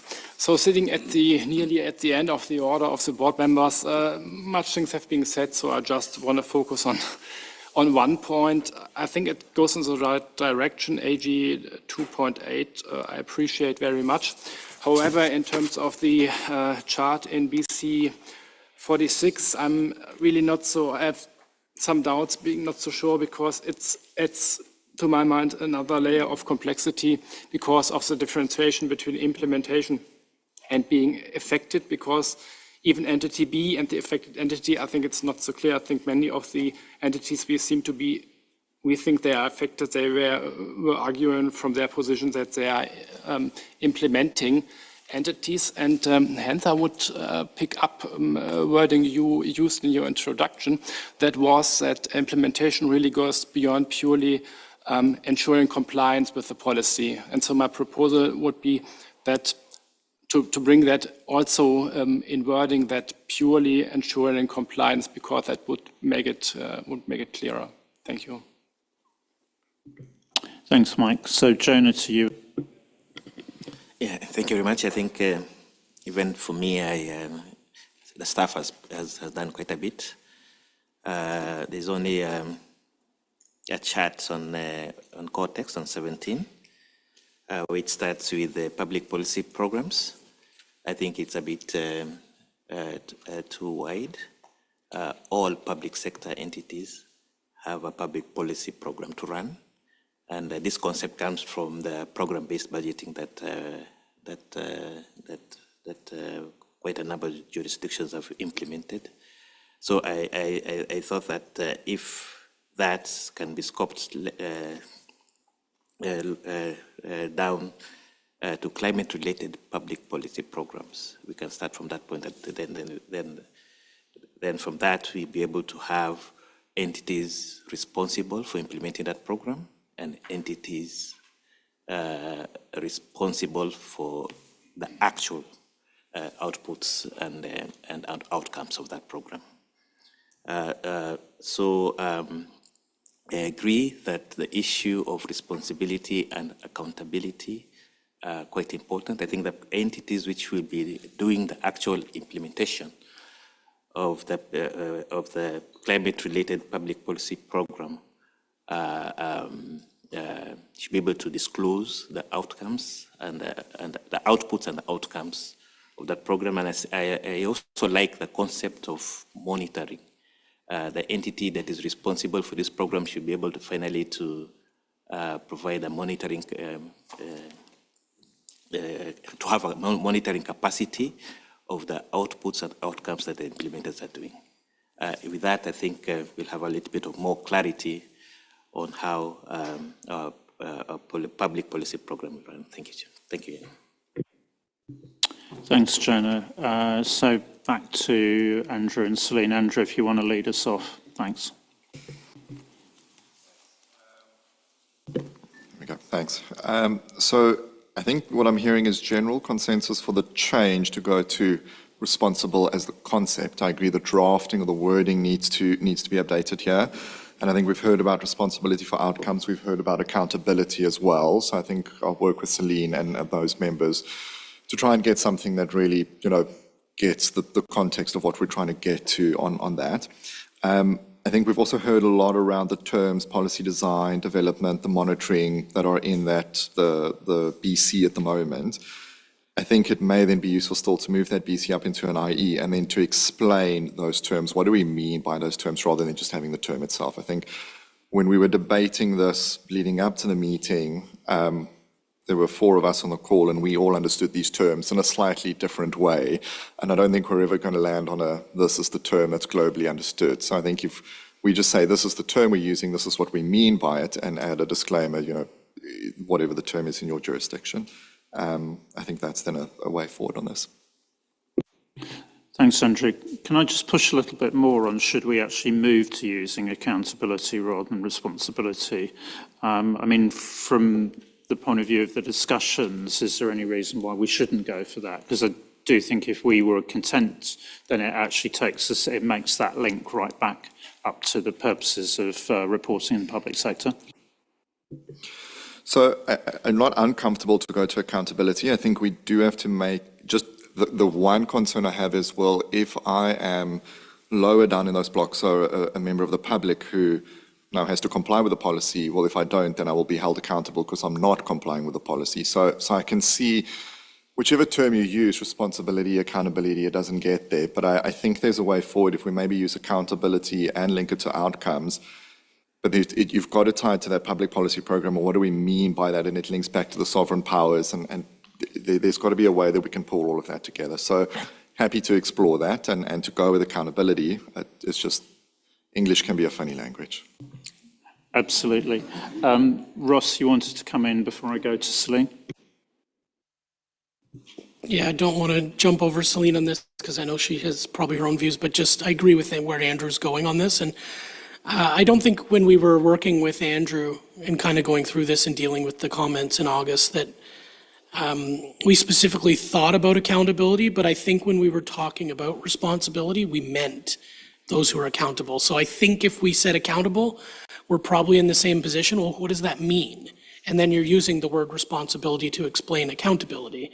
So I think there is some noise we've been hearing for a while about, I think, the word program in public policy programs. What does that mean? Because entities in their own operations also have programming and programs that they're involved with. And I think there's some confusion on what we mean with public policy programs. I think we're pretty clear when you read the definition, but I think because it's so widely used that it's creating problems, because when people read it, they think about how they have programs. So I wonder if there's an extra word or something we throw. I know when we did the work on sustainability reporting for the RPGs, we were using interventions that showed actively you're doing something. I wonder if maybe we could work together on that term to just bring more clarity on what we mean by a climate-related public policy program, so there's less confusion around that. And then I do think in explaining responsibility, we could somehow allude to accountability. But I think if we move to accountability, we're still going to have to explain what we mean. Yeah, absolutely. I think, one of the things then in terms of that drafting point is there may be some ambiguity because of a crossover between the general sort of discussion about programs in government and the more specific meaning that there is in terms of project management terminology. And there, a program would be a collection of individual projects which are designed to operate together in order to deliver outcomes. And I think it may be worthwhile, it's that sort of maybe there's something in terms of Prince2 methodology or something like that that would actually just help us crisp up that context, because then to some of the points that have been made about, well, okay, I think this is Noyati's point about, well, I might well delegate responsibility for delivery of particular projects, which still contribute to an overall program of activities for which I, as the lead ministry or whatever, have accountability. So maybe just picking up, there might be some sort of terminology that would just help us unpack that a little bit. And I take your point about, And again, I think I would perhaps look back into the framework to see whether we'd actually, covered that in the discussion in the early chapters about accountability. But I think, again, if we can kind of pull it back up to ultimately somebody is accountable for this program, that probably would help some of the sort of concerns that I hear expressed and anchor us in our own literature more firmly. Celine, anything else you'd like to add? I mean, recognising there's some bits of drafting that we need here to tie this together. Anything else you'd like to comment on in terms of the specifics? Okay, so I've got a few more flags up that I want to pick up on. So I've got Lucy, Hervé Adrien, and Renee. Thank you, Chair. My comments are on the two public sector specific terms, own operations and public policy programs. It took us some time before we agreed on the definition, and these two public sector specific terms are heavily referred to in the draft ED. Hence, I think it is imperative that these terms are appropriately defined for more clarity and understandability of the terms. So in SMC4 and SMC5, we ask our constituents if they agree on the definitions of these two terms. But since they are public sector specific terms, I suggest that we also solicit the changes that they can propose on the definition, recommend on the definition, because they may have good ideas which we can use to enhance the definition of the definition of the terms we currently propose. Thank you.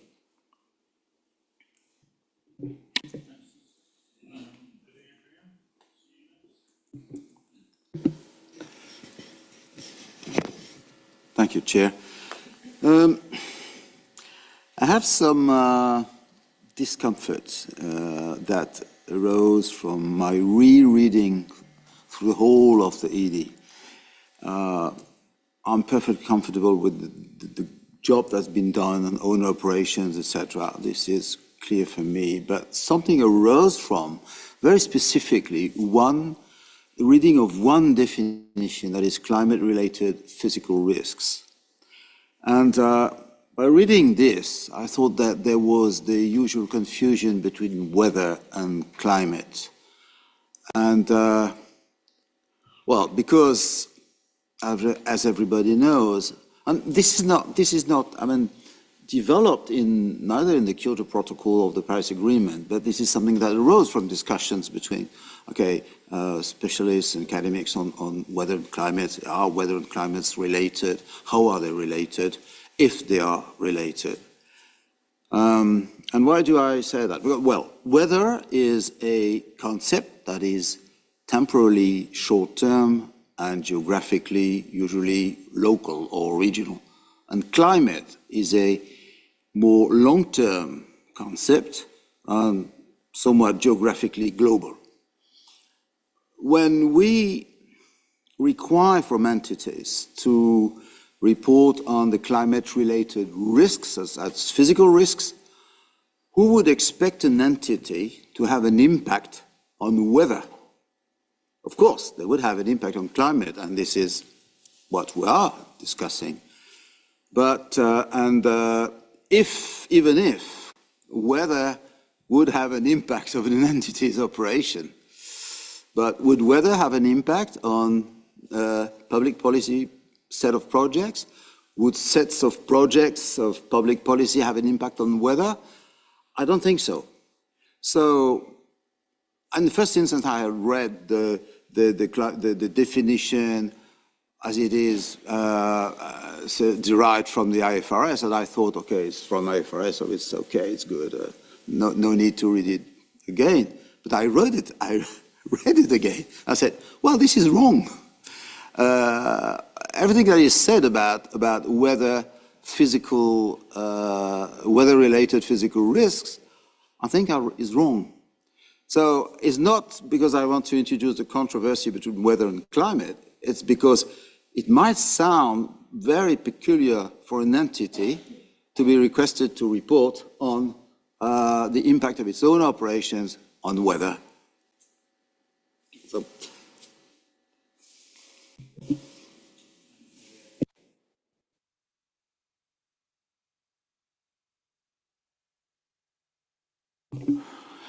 like I said, by Friday I'll have got used to this. I think that's taking us slightly off topic at the moment. Ross, I don't know whether you wanted to just make an observation about where that drafting comes from before I go back into the discussion about these additional terms. I take the point from her, Adrian, but I think this is a developing area, and that's the terminology I think is being used in the scientific community, the international accords that we're linking to, the SDGs. So I don't think this is our thinking on what the terminology should be. And I think we might confuse people if we use different terminology. But on the specific drafting, we can have a look. Yeah, I think we'll take that away, that specific point, and try and, see whether it comes from somebody else's literature or whether we can resolve that point. So then I've got Renee and then Scott, and then we'll complete the round of comments and just wrap up on where we are at that stage. So Renee.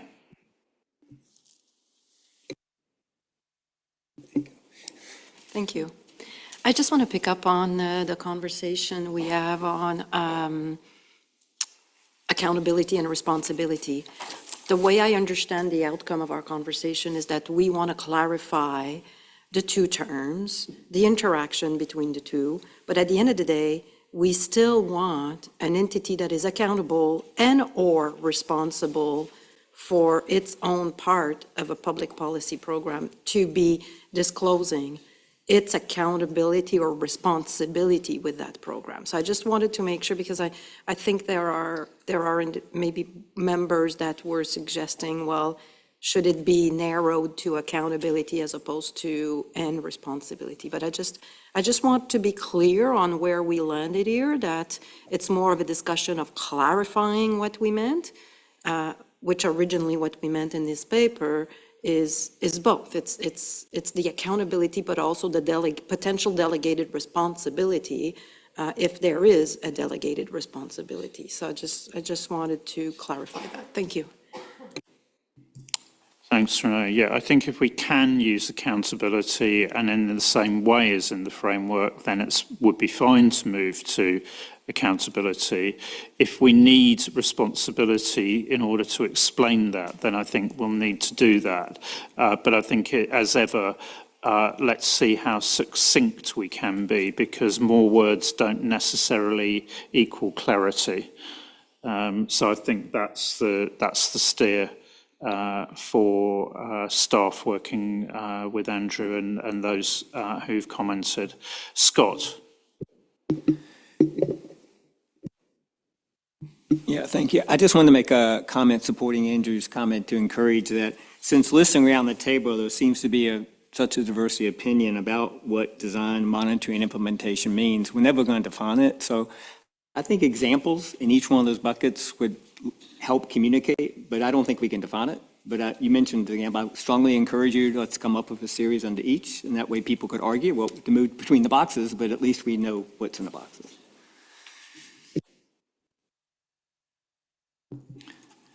Abdullah, you wanted to come back? Not specifically on that, but it's accountability and responsibility. I'm afraid that we would be a rule-based if we go deep on that. And we need to understand the dynamics of the public sector. Sometimes the public sector entity responsible for something or accountable for something might not be the one that is reporting on it. They delegate some of their responsibilities, but they are still responsible. So you don't want to get into that dynamics. You need to be principle-based. You need to be pragmatic in how you define it. You might not nail it down from the first time, but we might get some feedback, and it's gonna be not similar feedback from different jurisdictions, but we need to be pragmatic in how we handle it. That's how I would approach it. Thanks, Abdullah. I mean, the reason for trying to go to accountability is the link with the framework.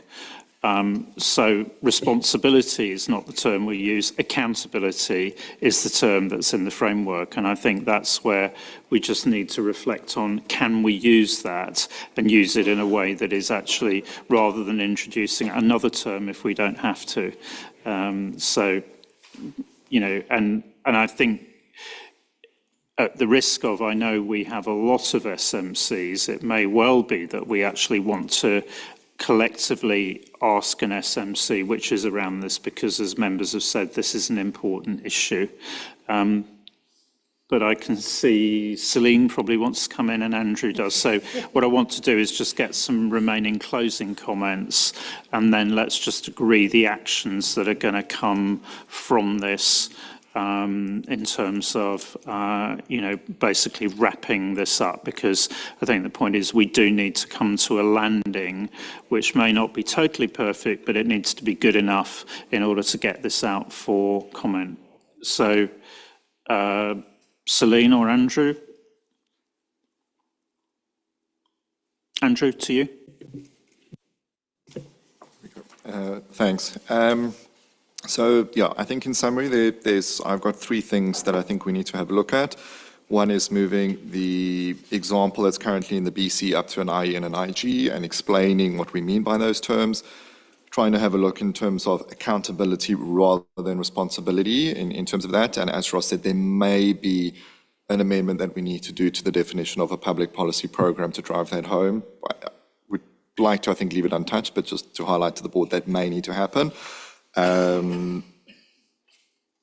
Yeah, I think those are really the two that I've got, yeah. Thanks.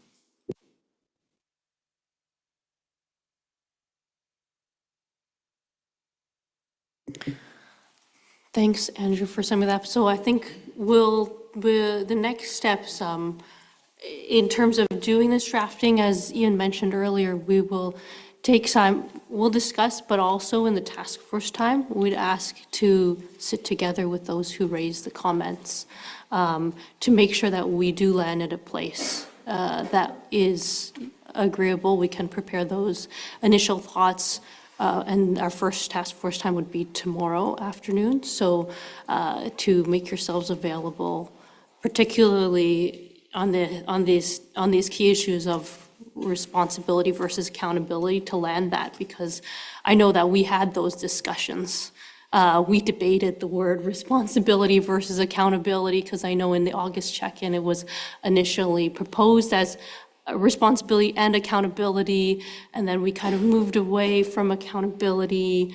So we can discuss that again and maybe bring further clarification, as said, without overcomplicating it, but keeping it fairly principled.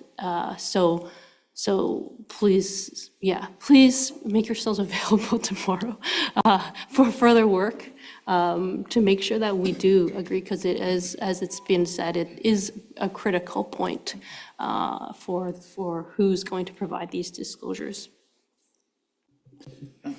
Oops. Thanks, Celine. So I do think in this, it's worthwhile just taking a step back, and if we haven't got defined terms already in the glossary, I would recommend just having a quick look at some project management terminology. And certainly, I mean, the UK variant on that is called Prince2, and that may give us just something that actually gives us the precision in language that we've been missing. So, and that might help us as well, just to be consistent on this. Lynn, you wanted to make a comment, and then I'm going to wrap us up for lunch. I just wanted to make sure that the actions were picking up the point that Renee made about, in effect, which entities are in scope, because I think I was under the same impression as Renee in terms of what we intended, i.e. those both accountable for and responsible for. And I just wanted to make sure that the actions were picking up that scoping point sufficiently. Thanks, Lynn. I mean, I think this is where what I'm looking for is clarity of drafting that links us into our existing terminology and does actually clarify that. And that's why I said I think it might be worth just a quick look at some project management terminology here, because that issue will have been dealt with in terms of responsibility for delivery of individual projects as elements of an overall programme. So if we can hook into that, that will help us, but it would also help us in terms of communication to, potentially other broader professional groups other than just the financial reporting community. Okay, so thank you everyone for the comments on that. So if you like, that's a template for how we'll run the next sessions.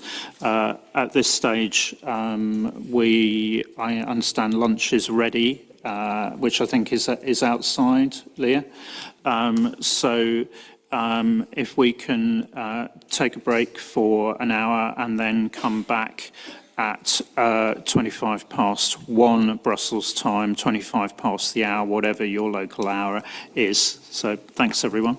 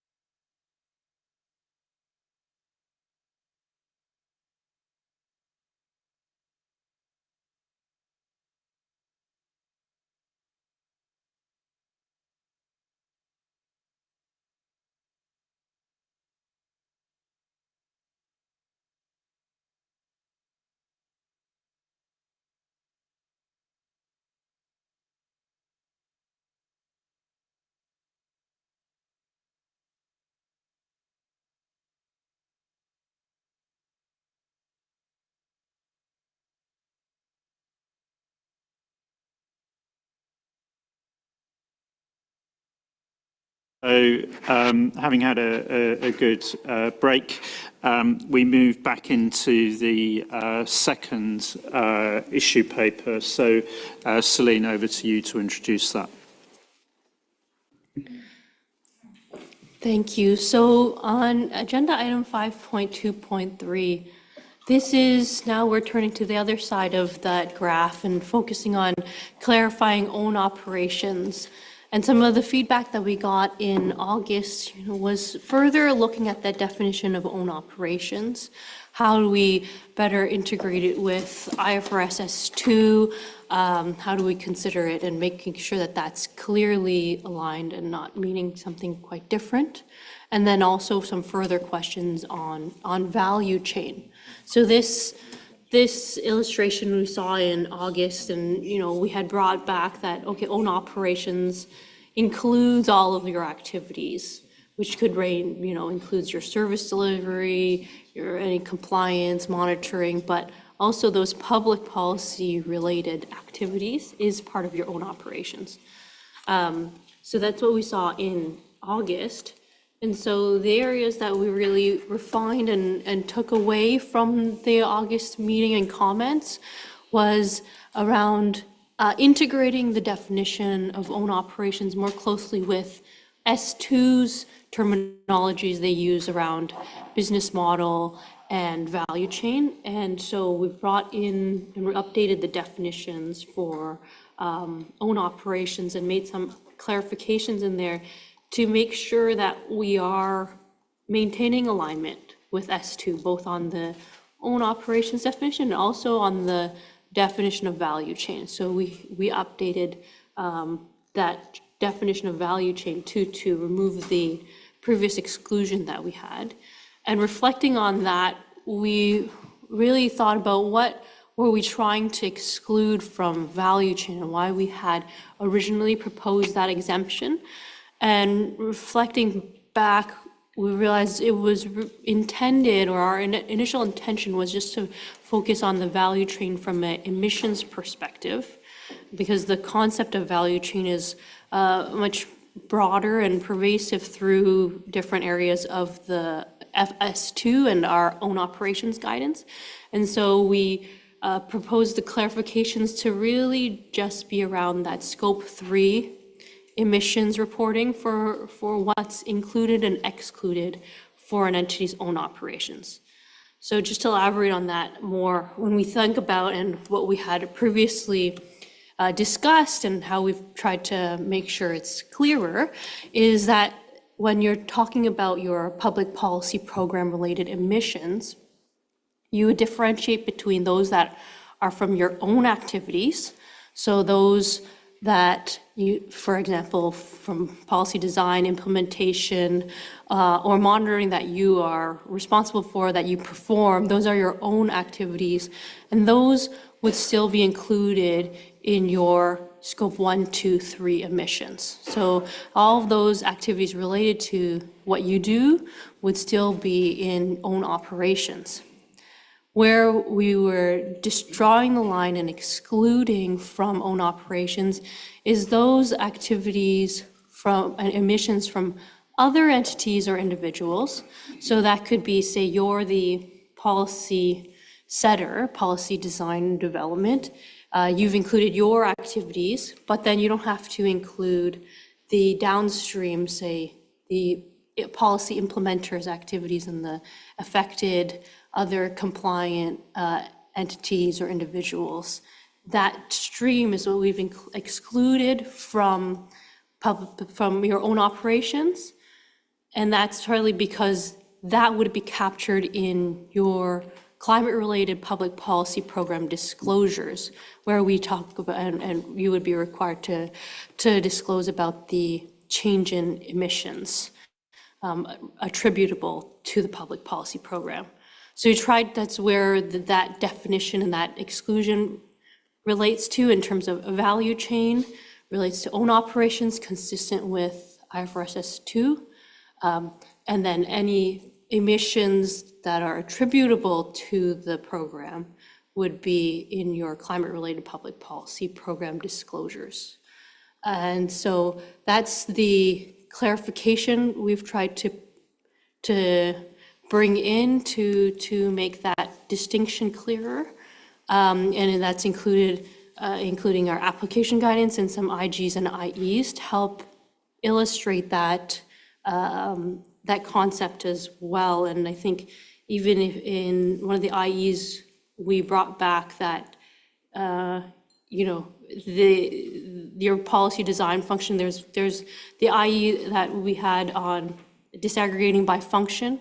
So even there, we clarified that once you have policy design, what could be your scope 1, 2, 3? Say, if you're the policy designer, you will still have potential scope 3 from, say, your business travel for developing that policy as well, and that's in scope 3 emissions. So hopefully that provides some clarity, but certainly I think we can turn it to our issue owner, Renee. Thank you for your help through this complicated, tricky issue as well. So we can turn it over to Renee for any additional comments. Thank you. Thank you. I think you provided a really good summary. Maybe just to build on what you just said, the definition of own operations, I believe that the small changes we made to that definition, the second part of that definition, is really an important one because it's that nuance of what is own operations as it relates to the activities of a policymaker, of a public policy program, versus what are the outcomes of that policy program and the impact the policy program has on affected entities or affected individuals. So that's why here, the way we worded it is other than the outcomes of the policy, of the public policy program. Before, the way it was written, it could have been interpreted as excluding those activities to manage the activities of a public policy program, which you just described as part of own operations. So it's a nuance, but I think it's a very important nuance. And we played with that wording, you know, across a couple of meetings, I think, or a couple of discussions. So there's a nuance there, and I look forward to hearing the feedback on that. And for value chain, we're keeping the value chain definition intact by doing it the way we're proposing to do it now, moving the guidance, the explanation of what you just said about the GHG emissions into the guidance. So I think we believe it's a cleaner way of doing it. So we look forward for the feedback there too. Thank you. Thanks, Renee, for giving that, you know, insight into the discussions, and as you said, over several discussions. I was away for a week, and I was amazed at how far, you know, members and staff had come in that week in terms of these quite tricky issues.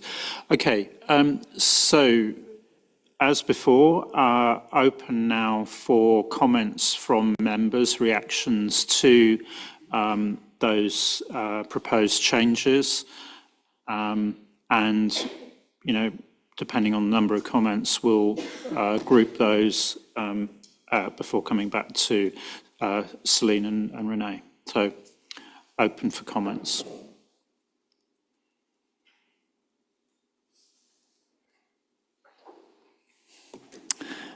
So as before, maybe I think go to Claudia first, then Mike, then Liang.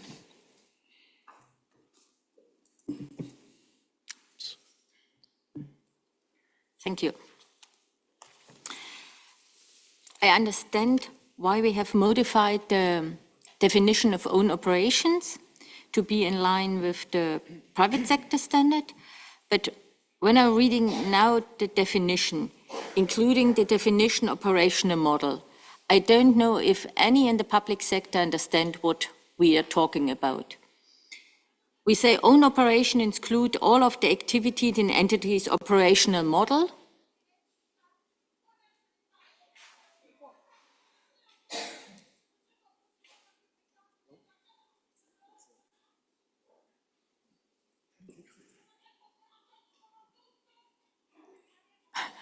It's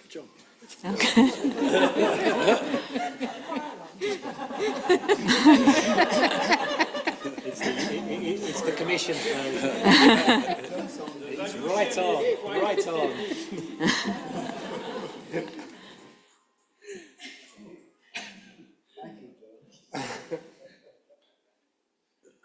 We're off. Okay. Okay, I start again. So it was regarding, the definition of own operation refers now to own operation include all the activities in the its operational model. Operational model is an entity system of transforming inputs through its activity into output and outcomes. In the AG, we are saying something about public sector entities provide a broad range of services for service recipients in the public interest, including service design, compliance and enforcement, monitoring, evaluation. I missed something about they deliver something like health services, education, schooling or something. It is so technical written that it's hardly to understand what is the operational model of the public sector. If you're talking about a school, then it's the operational model running the school. It is hardly clear to get at least, there's no illustrated example or illustrated guidance for one of this topic. What is the operational model? The definition before was, in my mind, a little bit clearer. It says something about own operation include all the activities of an entity ranging from service delivery to policy setting. Oh, that's what we are normally doing. Now we are so technical. And I would be, I hope we can modify it a little bit in the AGs or an illustrated guidance to give a little bit more flavors what we are talking about an operational model in the public sector. Thanks, Claudia. I think it's always useful to have a fresh read, and yeah, it's been cut back, and there probably is a bit of drafting that could go back in that we had originally, like you quoted.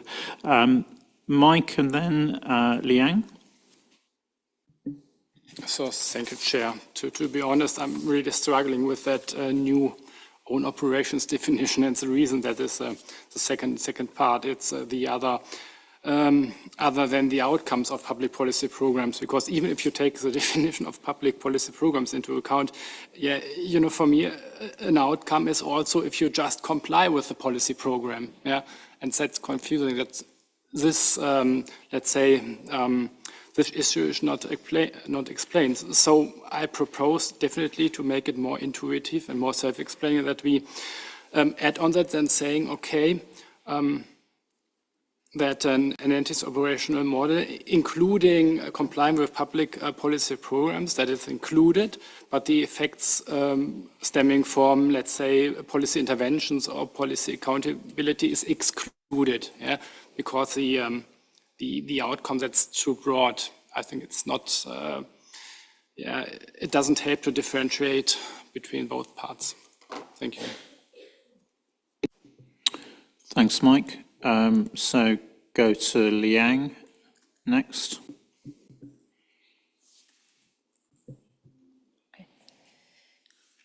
Thanks, Chair. I think the team has, the staff and Renee have done a good job, and this now the guidance of all operation and value chain much clear than the previous version. But my point is just from another perspective. Maybe we mentioned at the previous meeting that such as the reporting entity is an entity who is affected by public policy program, and from its scope 3 emission disclosure, actually it should exclude the entity who design, monitor, and implement the policy program.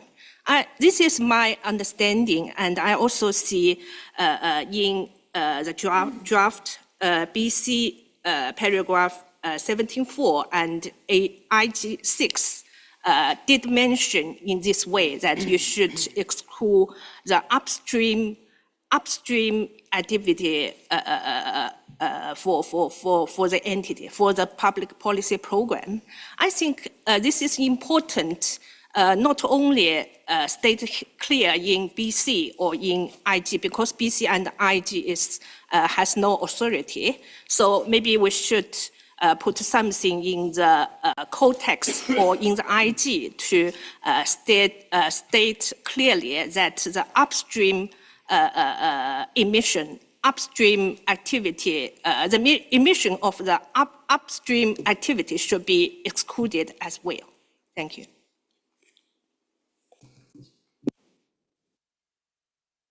So thank you, Liang. So I think sort of collection of comments there. I'd just like to get some initial input from Celine or Renee at this stage, just reactions to what you've heard in terms of, obviously it's taken it forward but not quite landed it. Just sort of thoughts having been in that discussion. And then I'll go back round and take some more comments. Yeah, I guess on the first couple for Claudia and Mike, the first part of the definition of operations and the second part, I think we can reflect on it and think about, how to make that clearer, whether it's updating the definition and other places in the AGs. On Liang's point, I think I just wanted to clarify, because I think we thought through it a lot for the public policy program side. But your point, you're saying that, even if you're complying with the public policy program, you're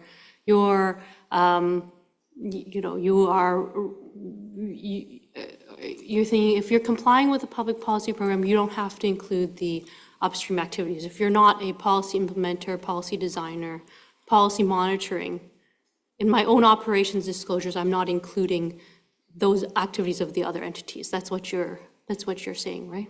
Okay. Yeah, just wanted to clarify that's the thinking. Yeah.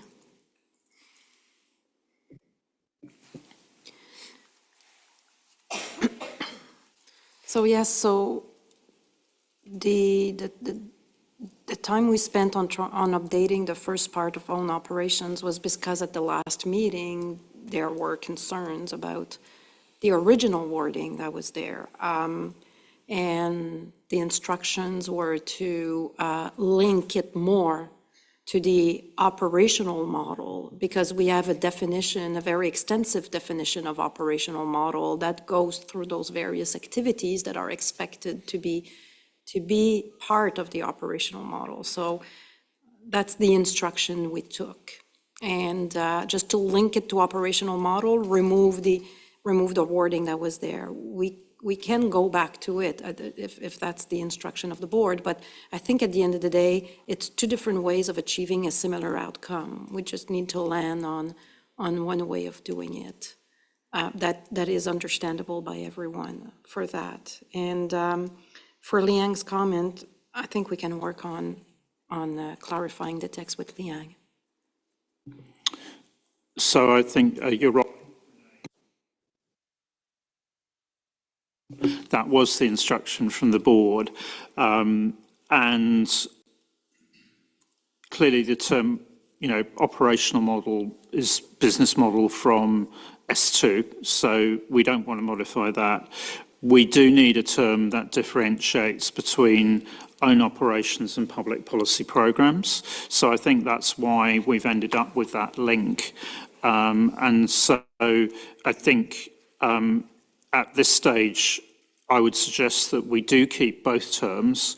I think perhaps what I'm hearing is that there might be a little bit of unease about the second part of the own operations, about other than the outcomes. And I think that went to Mike's point, that there might be some additional word or words that need to go in there that are give a little bit more of that sense of actually that difference being stuff that the reporting entity is actually delivering itself, which is its own operations, and where it has a program that actually involves mandating or incentivizing activity from other organizations, and it's the outcomes of that activity. And so there's probably just something that doesn't quite work in the wording at the moment.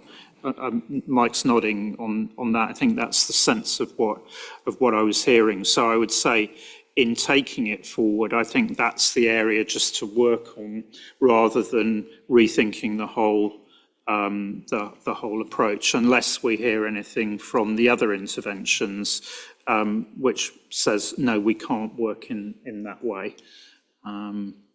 This isn't going to be easy, because this is the point where we're actually addressing a public sector issue, and necessarily we have to introduce that delineation there. So what I'm going to do is just take some more comments at this point in time, and what I'll do is I'll just keep going along the row, if I may. So I'll go to Patricia, then to Angela, and then to Mari, and then we'll go back for further thoughts and input from Celine and Renee. So Patricia, to you. Thank you. My question is about the second part of the definition. I think it's not necessary to have this, because on operations about our activities, regardless of relate to a program or not relate to a program. My suggestion is to delete this part of the definition. Thank you. Okay, thanks, Patricia. Angela, and then Mari. Thank you, Chair. I supported the first part of the definition change. I liked it being linked to an entity's operational model. But I did have a question or a potential confusion in interpretation, potentially an unintended consequence of the last part, which is other than the outcomes of public policy programs.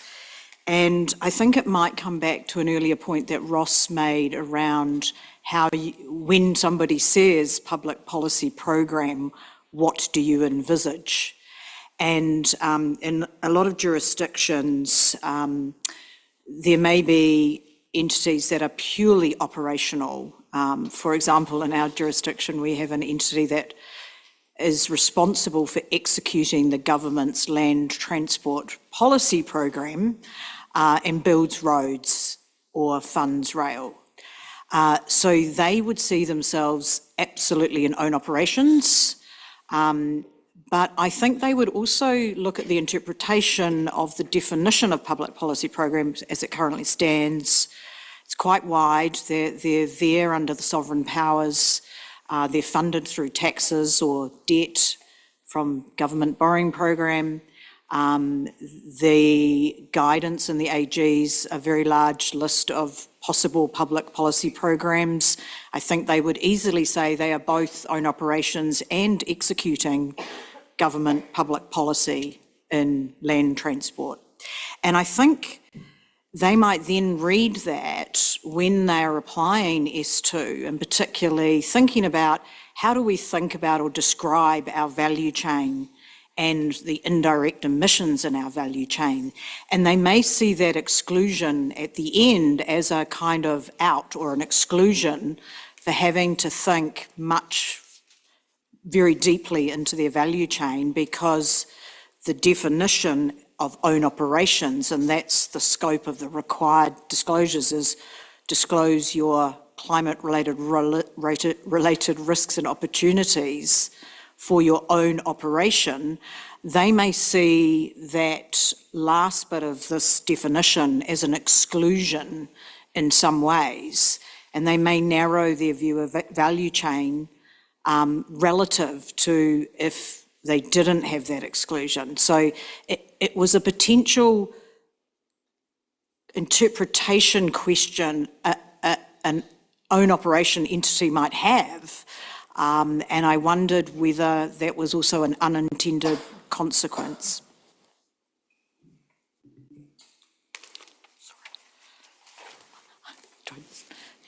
Do I do nothing? Don't touch. Right, done. Too ingrained in terms of switching your mic off. To Mary next. Yes, thank you. From my point of view, if the definition of the operational model is appropriately defined, operational model is appropriately defined, the own operation includes all activities in an entity's operational model is makes sense from my point of view. However, the operational model is defined that the entity's system of transforming inputs through the activities into outputs and outcomes that aims. That from my point of view, it includes the outcomes. It relates to the public policy program.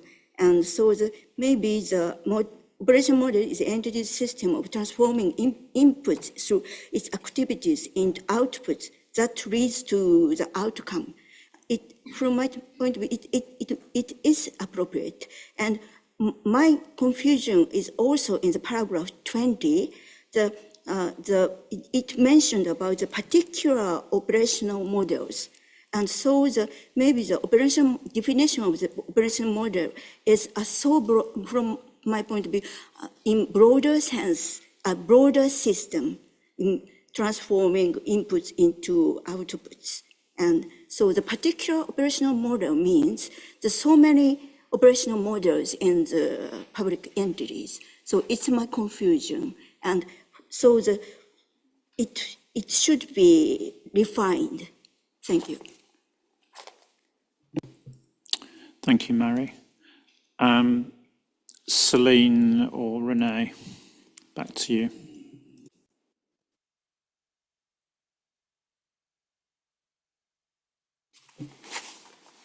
So I see there is confusion around the second part of the definition. I think this is the one that's problematic. I understand Patricia would suggest just deleting it. I hear Angela's potential unintended consequence here. And even Mary's comment about the fact that the definition of an operating model refers to outputs. So I'm reflecting on where we go from here. Could we live with an own operations without that exclusion at the end? I'm reflecting on this. I'm not sure at this point I have more value to add.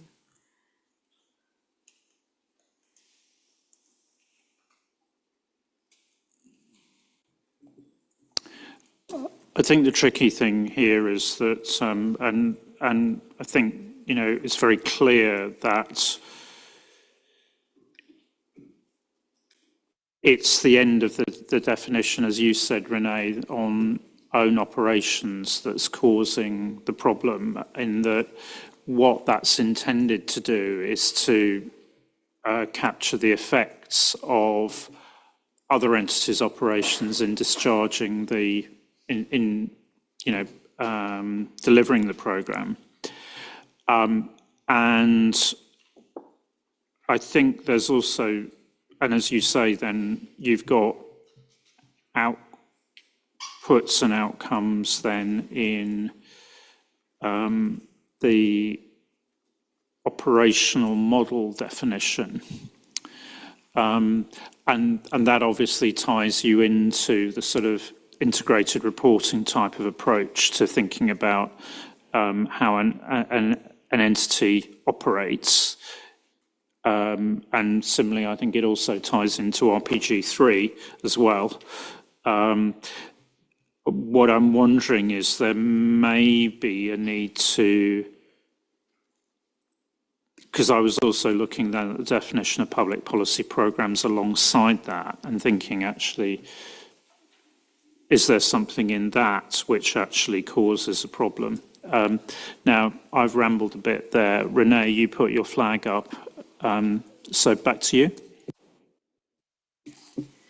So what we're trying to exclude here is the impact on the affected parties of the public policy program, right? That's what we're trying to exclude here.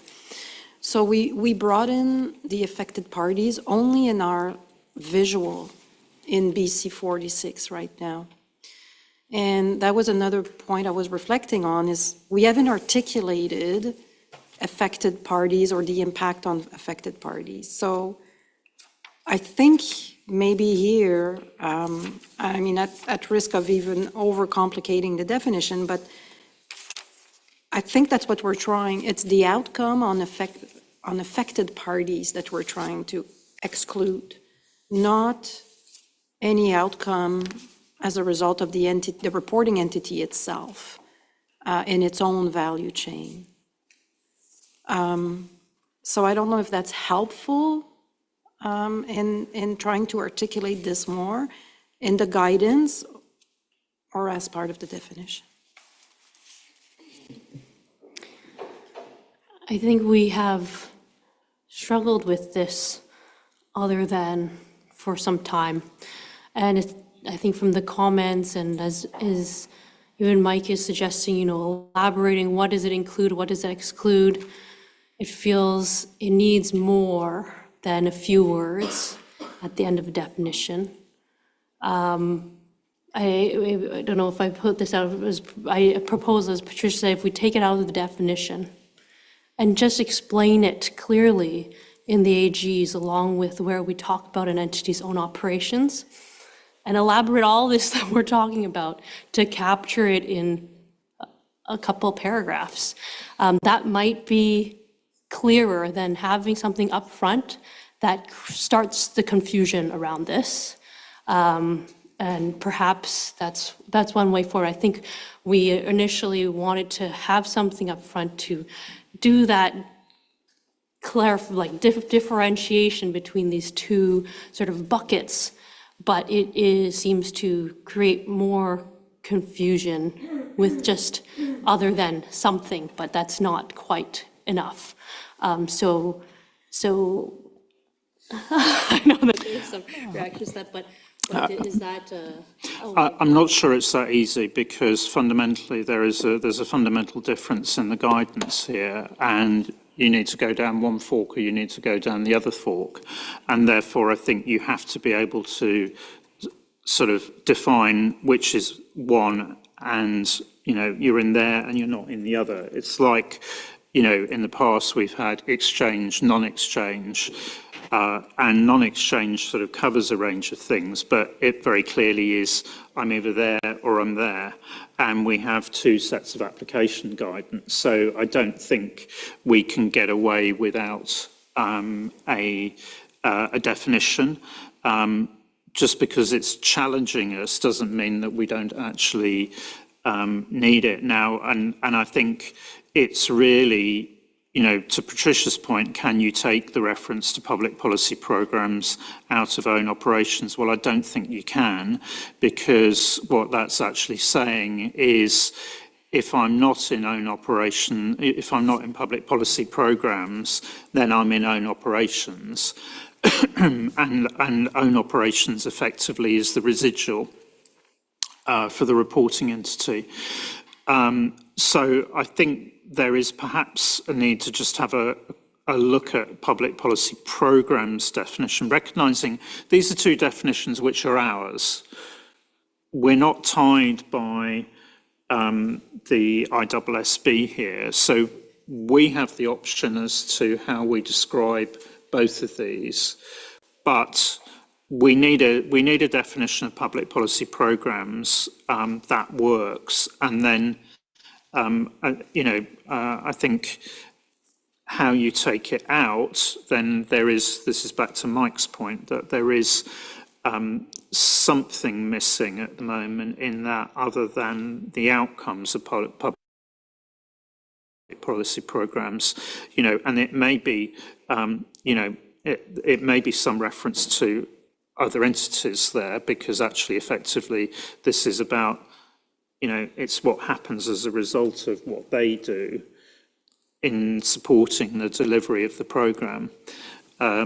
So I think unless we have any brilliant ideas here, I think we're going to have to take it offline and have another go at it. But I don't think we can get out of actually providing these definitions because of the fundamental fork in the programme. And I think what we will need to do is, perhaps we will need to land on something, and then we will need to ask for feedback on that. And I think we just have to accept that we may not get to perfection now, but then when we listen to a broader set of comments that come back and say, okay, this works, but that doesn't work, then we will get there. And I think that's fine, but I think we have to have something at this stage. Renee, you want to come back on that? Yes. What we're trying to do here, I want to clarify, is exclude the outcomes of the public policy program. We don't want to exclude public policy program. So pointing to the public policy program definition, to me, that's not where I would go intuitively. Maybe the definition of public policy program outcomes, because here, that's what we tried to clarify, that it's the outcomes which are embedded in the value chain that we're trying to exclude. So not policy program itself, because that's the program. We're at the operational level, what activities we want to exclude from an entity's own operations. It's not a program, it's the outcomes. So those activities of affected parties, right? Those activities of the affected parties, which are the which are the outcome, right? And we brought in this concept of an affected entities and individuals in our visual, but we haven't really used that concept to help elaborate. So one option could be other than the outcomes on affected entities and individuals of public policy programs. So that's an option, or we go to the public policy program outcomes definition. So to me, I just want to make sure that we're clear that what we're trying to exclude, it's the outcomes of the program, not the program itself. Ross. So I like the way Renee's thinking about this. I think in my mind, this is kind of how I've been thinking about it, but maybe not articulated as well. Because I think own operations everybody has to do. So if everyone's doing their own operations correct in the public sector, you'll have a good understanding of the overall contributions to greenhouse gas emissions across the public sector from everybody doing their own operations. But the purpose for public policy programs is to show, again, if we go back to our diagram we've used where governments have signed up to international agreements to do certain things to combat climate change. And they're taking actions to do that across the public sector that impact public sector, households, private sector.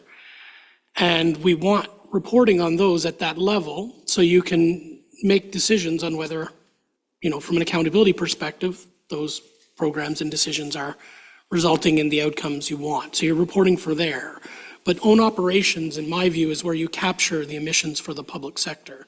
So excluding the reporting on the outcomes makes sense, because again, if you're managing that policy, you can't separate from your activities those that relate to public policy programs and other things you're doing in your operations. So own operations should have that. But you don't want to, through scope 3, be going and picking up someone in the private sector's emissions or lack of change in emissions and bringing that in because you're a public policy setter. And I know that's kind of like the line we're trying to draw. So if we could do it simply in the way you've said, Renee, and we get members on side that's the right approach, I think that could be the way to massage what's there.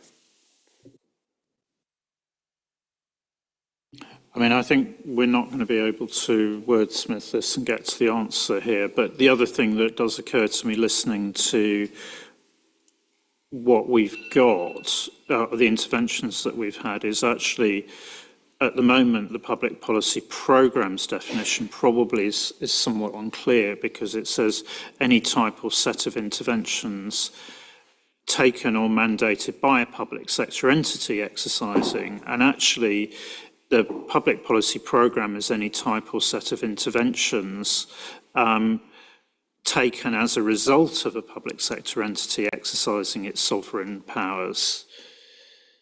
Because that's actually what happens. So I think there's something in the public policy programmes definition which doesn't quite work, and then that will have knock-on effects in terms of delivering. So I think in terms of the instructions, to those then just revisiting these, I think we just need to clarify that public policy programmes and then work with that along the lines of to achieve what, it's one of these, I think we kind of all have an understanding, but we're just not, the words are not quite there at the moment. Ross, back on that. So that makes sense to me, if you look at it holistically. I just maybe would ask the members who want to be involved in helping us work on this, maybe just put their hand up so we make sure we get the right group of people, because I think this isn't going to work if me, Celine, Karen work with just Renee. What helped us to give some insight in working with the issue owners a couple of weeks ago is actually on a couple of issues, it was Renee and Andrew on both these two issues. And we were working on it together and it was evolving. And then we'd test the thinking on maybe the other member who wasn't as involved, and now that doesn't really work. It really helped us quickly get a lot closer. So we're not there yet. So if there's 3 or 4 members that feel really strongly about this point, and you're going to throw your flag up as soon as we start talking about it, I'd like you in that discussion. Because I don't think we have to spend 5 or 6 hours going around this, but we need the right people in the room later this afternoon or tomorrow. So we'll need your availability, we'll need you involved. I don't want to reopen this again tomorrow once we think we've got it, because a member wasn't available and couldn't help us with this. So just like to see who's available for this particular issue so that we can work on it.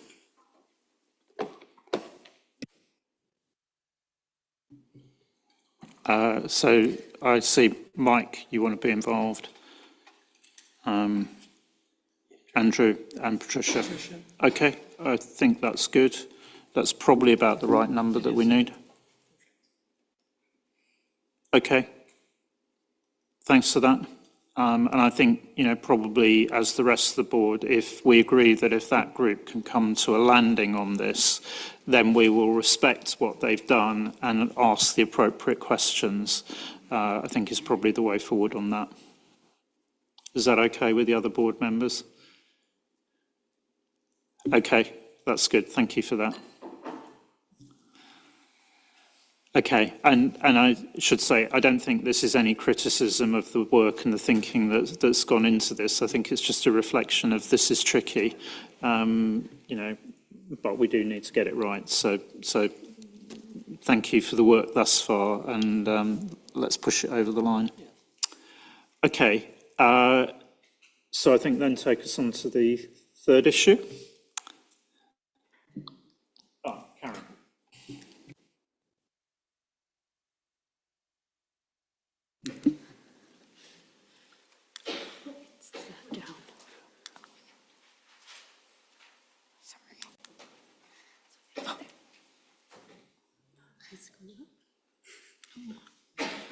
Karen. Sorry. Okay. So this is on the term risks and opportunities.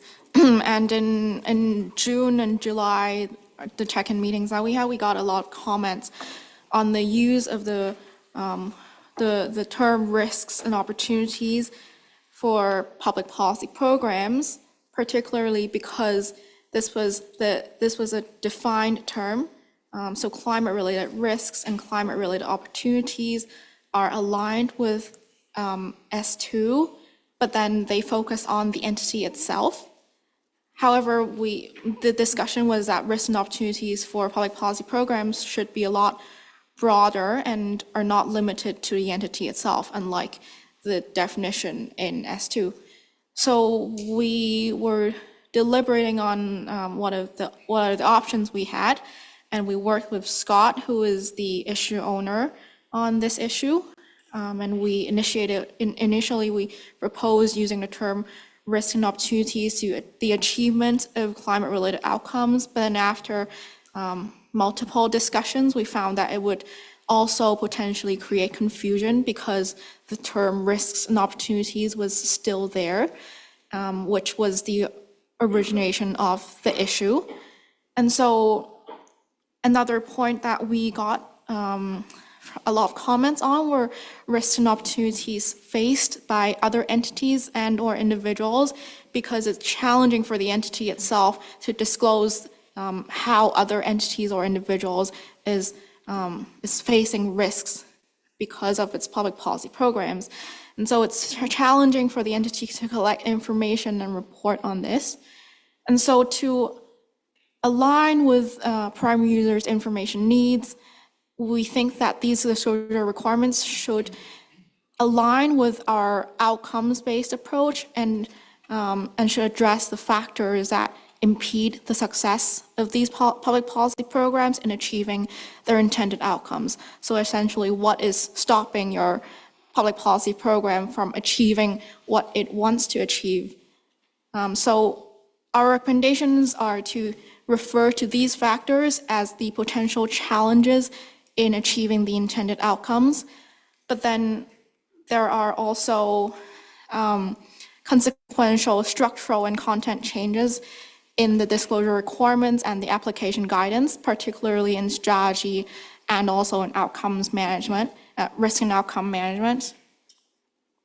And so risks and opportunities we propose would only be used where we refer to the own operations context. And so these are the proposed areas where there will be structural changes. It is in the core text and also with some consequential changes in the application guidance because of the clearer separation in risks and opportunities versus the potential challenges in achieving the intended outcomes. So there will be much less contents in the core text in the strategy and risk and outcome management sections. There will be one paragraph on own operations and then one paragraph on policy programs. And then most of the contents that are more specific to each of the sections will be pushed down to the respective application guidance. So there will be a much more obvious split between own operations and public policy programs, with the exception of governance. So at this stage, we are not able to go further into this relocation within the text, but I'll turn it over to Scott for any comments or any additions. Yeah, thanks, Karen. Yeah, if you remember the last meeting, there was a lot of conversation about confusion between public policy and own operations. And as Karen said, the risk and opportunities was causing a lot of that. There was also a lot of integration in the text. If you remember, the text was pretty integrated, and we had conversation about when was I in own operations versus when was I going to be in public policy. So we pulled those apart to try to make it more separate.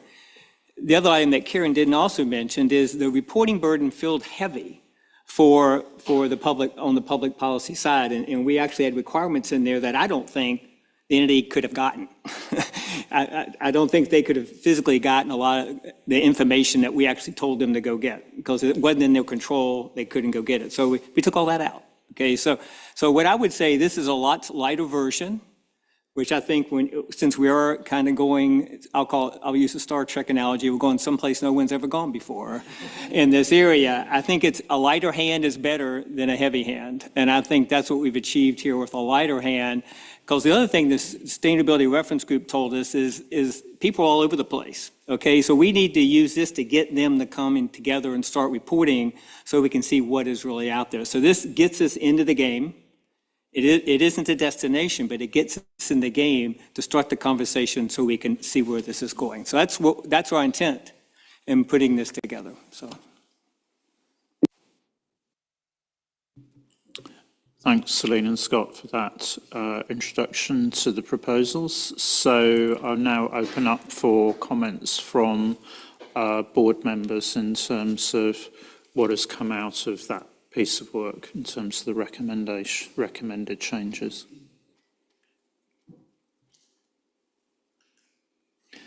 Mike, go for it. Start us off. So thank you, Chair. Quick three comments. Well, the first one, yes, I support this very much, differentiation between risk and opportunities and the public policy programs, but nevertheless, if you look into AG 1.7, the new wording now includes the reference to public policy programs also for risk and opportunities. So we might discuss what is the reason now for mixing that up. The second one is the introduction of potential challenges when we refer to outcomes. My question is, why don't we change para 2b on the objective as well, so bringing that potential challenges in there? And the last one, it's on paragraph 11.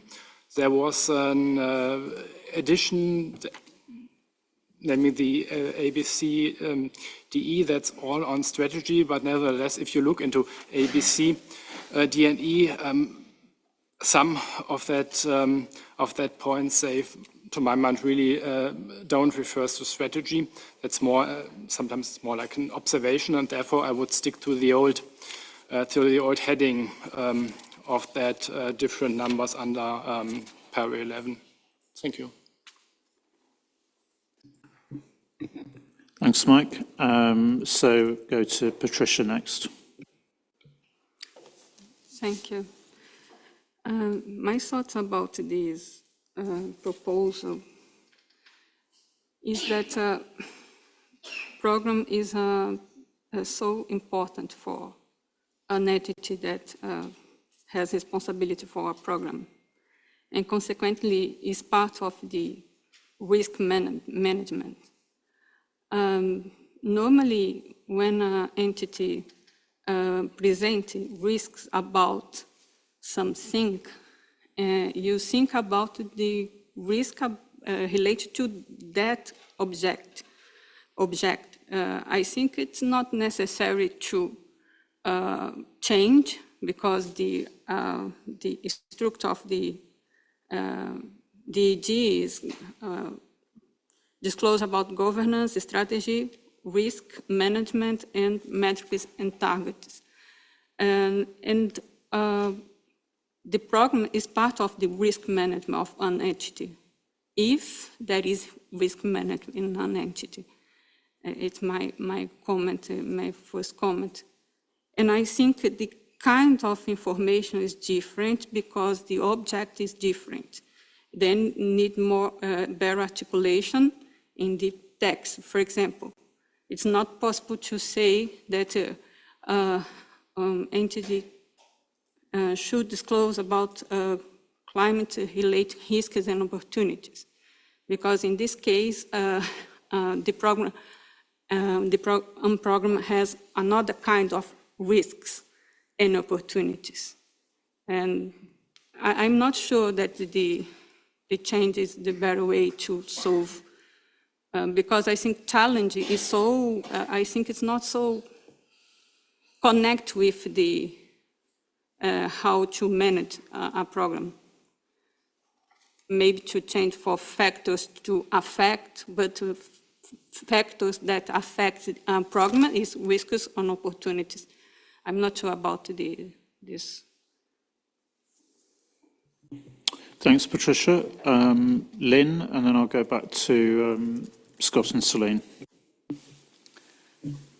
So I think I'm slightly building on what Mike said. So we've introduced public policy outcome challenges, so I understand that, but what I got confused then when I read the entire document is my objective to disclose public policy outcomes, or is my objective to disclose public policy outcomes and associated challenges? And so when I read the document, sometimes I think it's both, sometimes I think it's only the outcomes, and there's multiple sort of examples that I lost my way in reading it about what my objective was. And I think we need to, if we're going to go with challenges, are we actually saying my objective also is to disclose the challenges as well as the outcomes. If it is, we need to reflect that consistently, and it's not consistently reflected. And then there are some points where we have general requirements where, again, we haven't used language of challenges when it relates to outcomes in paragraphs where we are using challenges, where we are using risk management.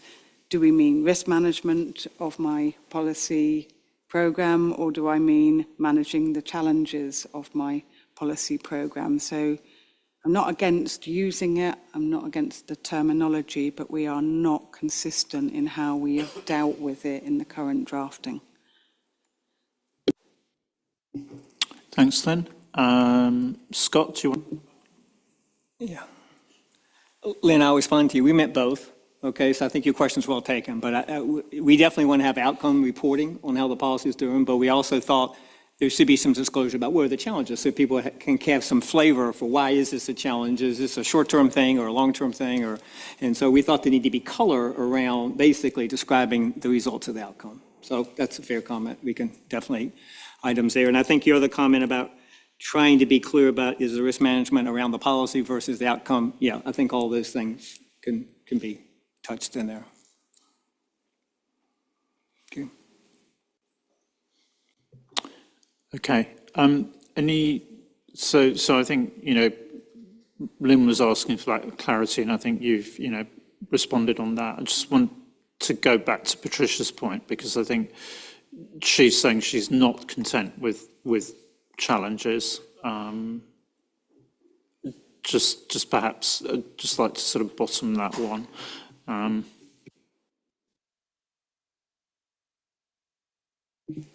I guess I won't tell you where the word came from, Ian, but so I'm not sure what we want to talk about is, as I said, color around the outcomes, okay? And more likely than not, if a government is not making its outcomes, it's a challenge. What is it that's keeping them from doing? Is it funding? Is it lack of implementation? And so maybe challenge isn't the right word, and we've had several words in that blank, by the way, okay?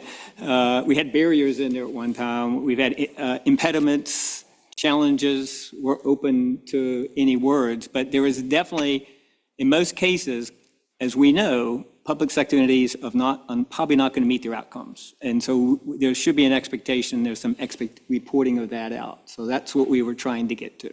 So we're totally open to other ways to describe it, but that was what we were trying to get at. And I think the whole point is that this is something that's, it distinguishes it from the conventional approach that you would have in terms of,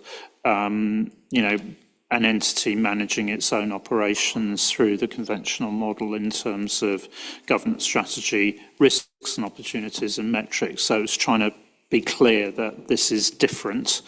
So I think, maybe there's something in basis for conclusions. We just need to make sure that just articulates it sufficiently. Patricia?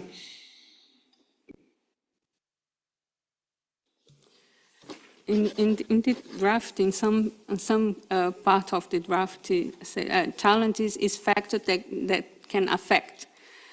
Facts that can affect is risks. My question is, in the end of the day, I use another language to say the same thing.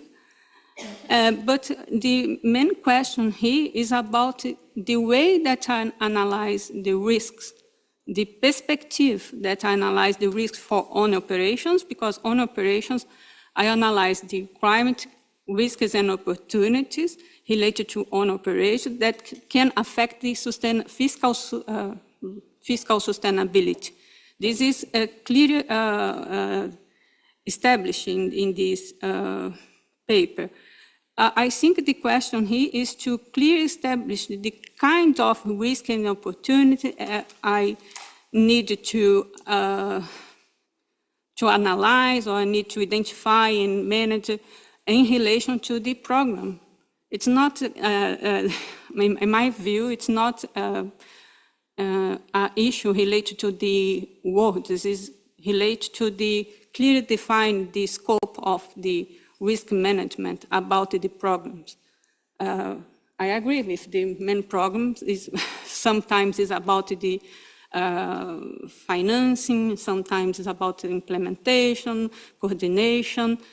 It's other kind of risks, because in own operations, it's clearly defined. You need to analyze climate risks and opportunities. For programs, it's other kinds of risks.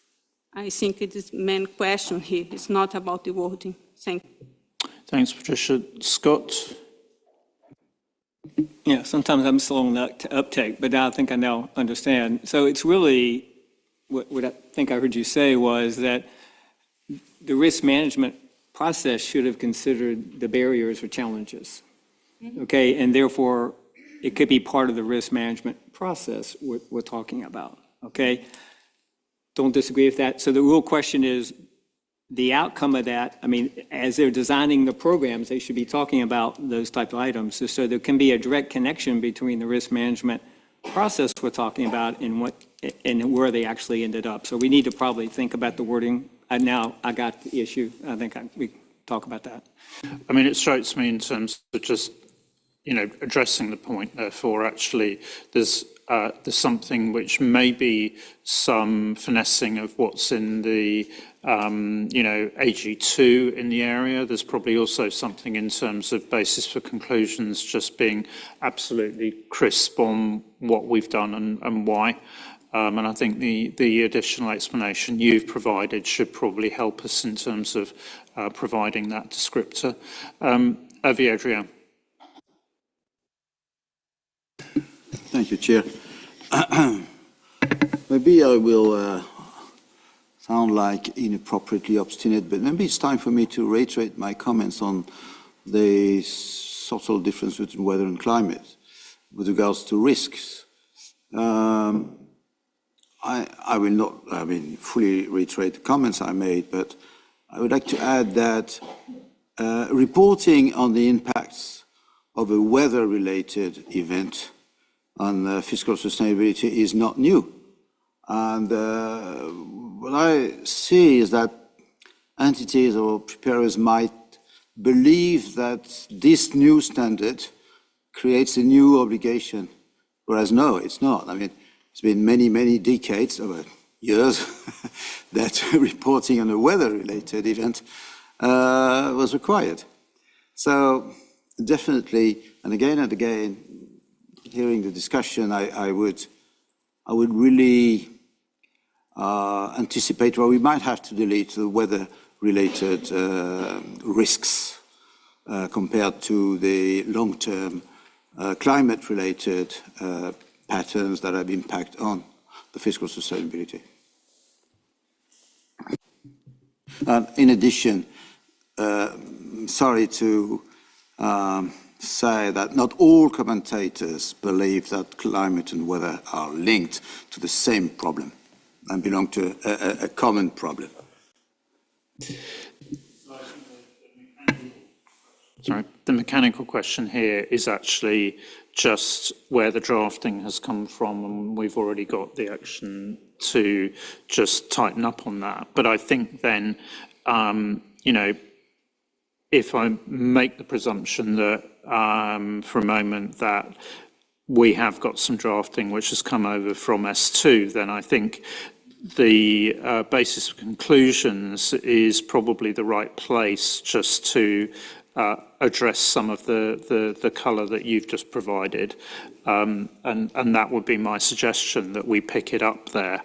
Because I think that, there are some subtleties here, and I think it would be worthwhile just picking it up in basis for conclusions, if that's the situation that we face. If that's okay? Okay. So I think we've got the sense that we've got some finessing of the drafting to do. We certainly need to just make sure that the terminology is used consistently throughout, but I'm sensing support for the overall recommendations there from from staff and from Scott as the issue owners. as the issue owner. So I think that's important there.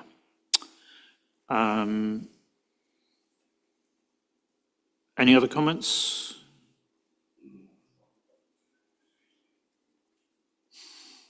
Angela.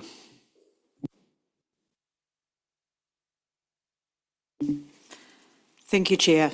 I just reflecting on the conversation today, and I've been reflecting quite a lot on this project, and I thought it would be, I think it would be helpful perhaps to explain to the board before Friday why I intend to vote against this ED and provide an alternative view.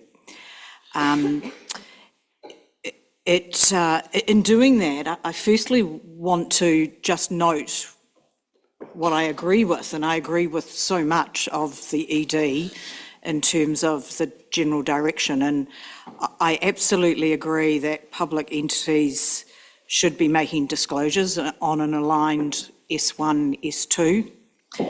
I absolutely agree on the urgency. I certainly want to see the ED go out, and I would like to see the standard become final quickly, and I would like to see public sector entities reporting under an S1, S2 framework. And I think a number of jurisdictions, similar frameworks are already started. I absolutely agree that the IPSASB is well placed here to contribute to this project. I definitely agree that, as the board has identified some time ago, that the policy and regulatory role and its impact on climate is of major interest to all our stakeholders, and I think it is of the highest public interest. And so I would like to see this board continue to work in that space. Where I disagree, which will be the basis of the AV, is I disagree with the ED's option or proposal to address that demand for the transparency around that policy and regulatory role and the outcomes of public policy on climate. I disagree with the option to require climate-related public policy programs in the way it's been set up in the current ED proposal. And my main reason for that is that all the new definitions, all the new guidance around the scope of public policy programs, what is in, what is out, what is own operations, what is public policy, I find it very confusing and complex. I find it very difficult to interpret, and I can only think our constituents may have the same issues that we are discussing even today. And I think there is a real risk that that could lead to jurisdictions not picking up this very important standard and not picking up our work. There are sort of three other, and so that's a real concern to me actually, in terms of getting going quickly for the public sector. I think the other three things I'm very concerned about is I think there will be limited number of climate policies specific to climate, because I think governments are now moving to a time where public policy programs are jointly for industrial or agricultural policy reasons and emissions. So I think a lot of work's going in by this board for really what could be quite limited disclosures. The other reason I'm very concerned, and I think it was raised by some of the, a couple of attendees at the session yesterday, is that most of the climate-related policies are positive in nature. And while I think that that has been reported at potentially a jurisdictional or a Paris reporting level or a sector level in a lot of countries, it concerns me that our stakeholders may have an expectation gap because we're mandating a narrow set of climate-related policies which are primarily positive. And I think a lot of people are concerned about the non-climate policies that are impacting climate. I am also concerned that we're having this debate around the high public interest area at an entity level and not at a sector or a jurisdictional or a connection to Paris. To me, it belongs at a different level, whereas S1 and S2 was specifically designed for the operational activity of an individual entity, in my view. So my proposal would be not to stop working on the regulatory and policy role, but to separate these into two standards perhaps, but certainly two separate things. I think our constituents will be looking for us to help them with implementing a very basic S1 and S2 to catch up with the corporate sector. I think there are some huge challenges in that, as we've discussed. We won't have the answers, but we do need to think about particularly value chains and indirect emissions, and what does that mean in the public sector, given all the protocol material was not designed for us. So that would be my proposal, is to separate the ideas and then allow to look at what are the options to address the role and the regulatory role and the policy role of government in respect of climate. I think the ED proposes one option. I think it proposes a sort of a simple implementable option. And so if I was doing a pros and cons list or what's good and what's bad, I think it would be implementable. It's understandable at a very high level. But I think the downside is that it's limited. It has the potential not to really get into what our stakeholders really want to get disclosures on as governments' policies generally and their impact on climate. So I think I'll leave it there, but I thought it was important just to be aware of where I'm currently thinking. And that does not detract from all the amazing work that's been done. And in fact, it's the journey, only looking back, that these things have crystallised for me, I guess, in the last month or so. So thank you. So thanks, Angela. And I think you're right in terms of, Angela and I did have a discussion about this yesterday, and we felt it was actually the issues that Angela is raising there are actually very important tactically for the board going forwards in terms of finalising a standard on climate-related disclosures, because taking an analogy of where we've been on reporting on revenue, we have just published a standard that addresses revenue in its entirety across the public sector. And what we're attempting to do here is to produce a standard that actually provides relevant disclosure requirements for the public sector across climate as the entirety. And in going out with that, actually, this is not to advocate changing the ED as it stands at the moment, but the constructive use of an alternative view that says, okay, in moving forwards, there are different options in terms of how you move forwards.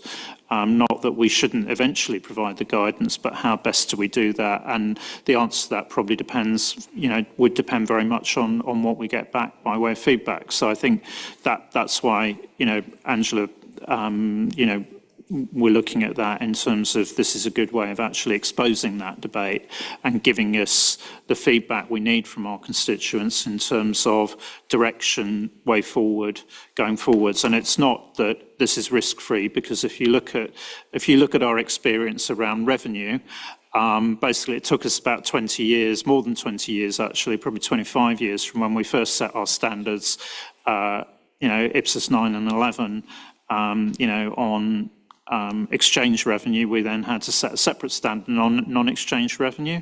The two didn't directly work that well together.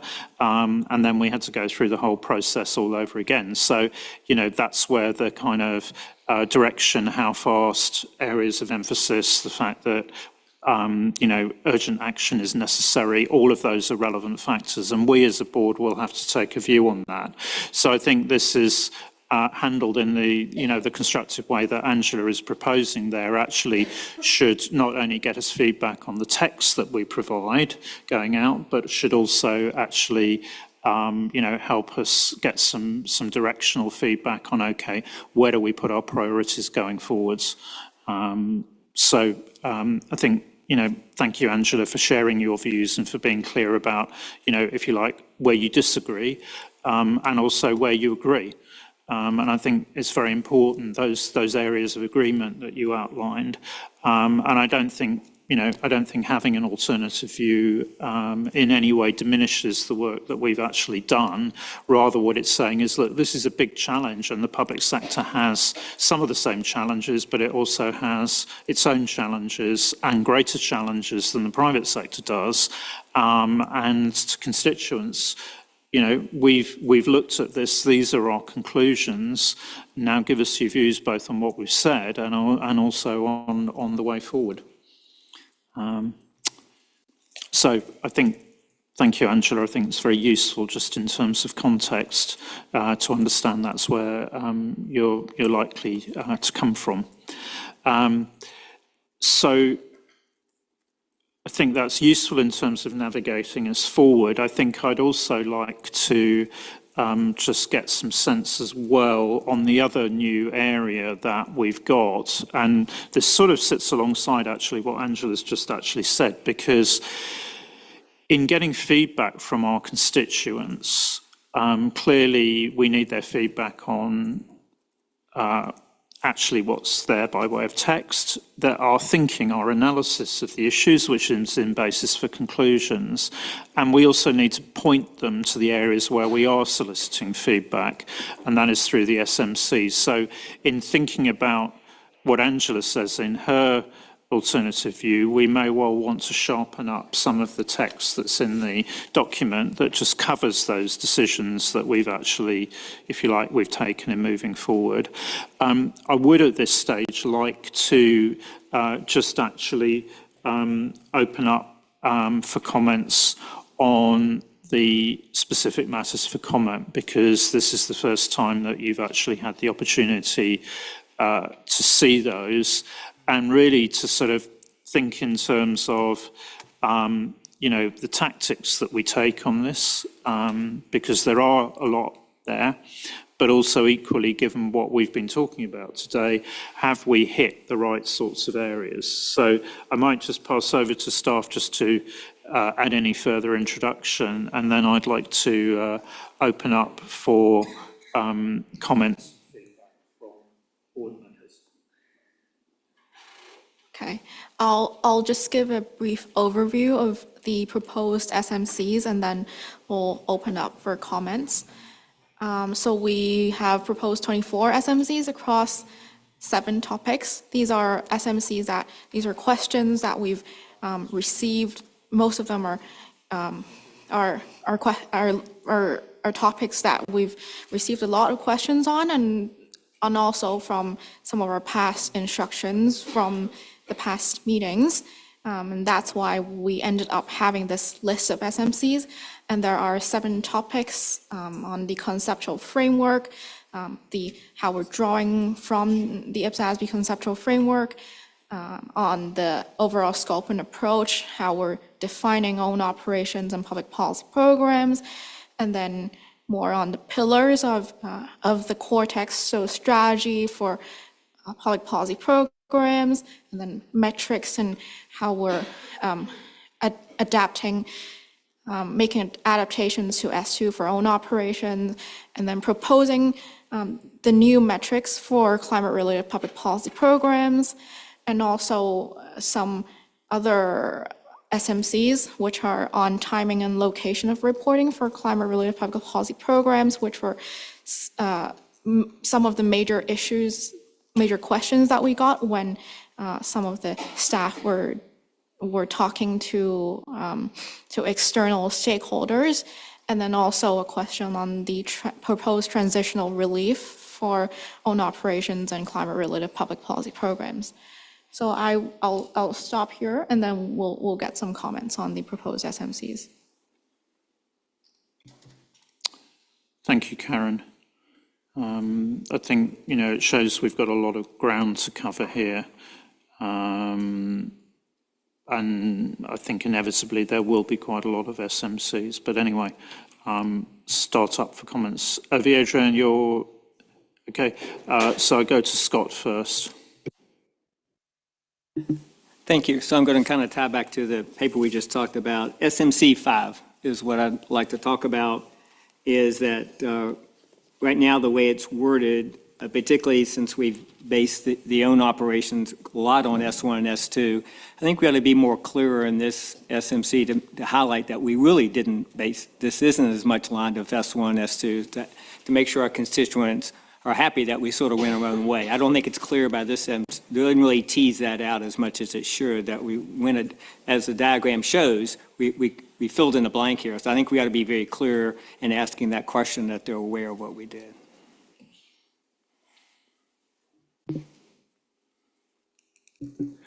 Thanks, Scott. Mike.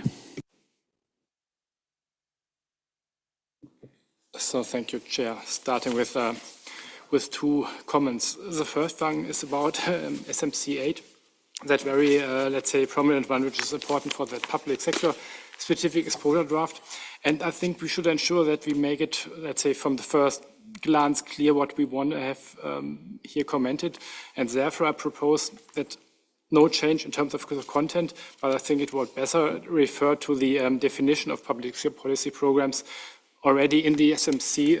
So asking them whether we should limit it to public policy programs with a primary objective to achieve climate-related outcomes. So to make it very clear from the first glance. And the second one, that is, I think, more a question. When I ran through the different SMCs, I saw that in the first SMCs for the subsections, there's even the question, if not, why not, and not that what we have in other SMCs, asking for alternative views, different proposals, and so on. And my question is it intended for those SMCs to may have the close and why not question without asking our constituents what would be a better approach? Thank you. Yeah, I can respond to that. So I think we have, there are certain questions that are more open than the others, and that was where staff actually wanted to get different views on the SMCs, while I think, yeah, so there's, for example, asking for what changes you believe and why to some of those disclosures, and these are things that we wanted more specific comments and views on what they propose, what are the proposed changes from these respondents. But then I would say we're open to having I guess more open questions along with the if not, why not question.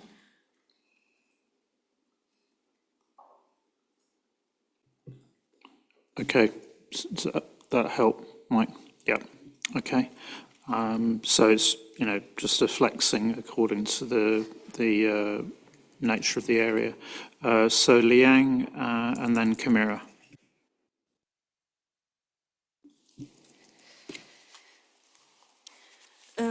Actually, I share the similar observation as Scott just raised, because our draft ED, actually, it is a very, very long document. Even for a reader such as I have read this document for several times, but every time maybe it is hard for me to search out the paragraph related to. So I do suggest that we have a long SMC rather than the current one, short one. I think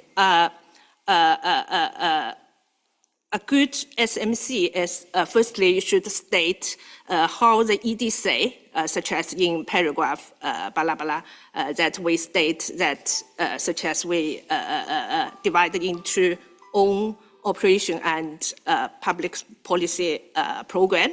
Then we state what guide requirement. Then we put out the question, do you agree or not? So that the people can understand clearly what the proposed standard say, then they can give the specific response whether they agree and or you want to they may want to make change. Otherwise, it is very hard to comment because people may be totally at a loss when see this SMC and they don't know where they should find out the related paragraph. So this is my suggestion. So I might respond to that because staff originally tried to draft quite long SMCs. And my comment from that was actually, I think we risk conflicts with what's actually in the text. And therefore, generally what we do is actually we go for a short SMC. I think we can certainly provide more specific, cross-references to where people need to go to direct them. What I don't want at this stage is to, because, there's a long list of SMCs here, and then if we start drafting essentially a summary, it's going to become even longer. So whether there's something which basically says there is a sentence and only one sentence, which indicates what we're about.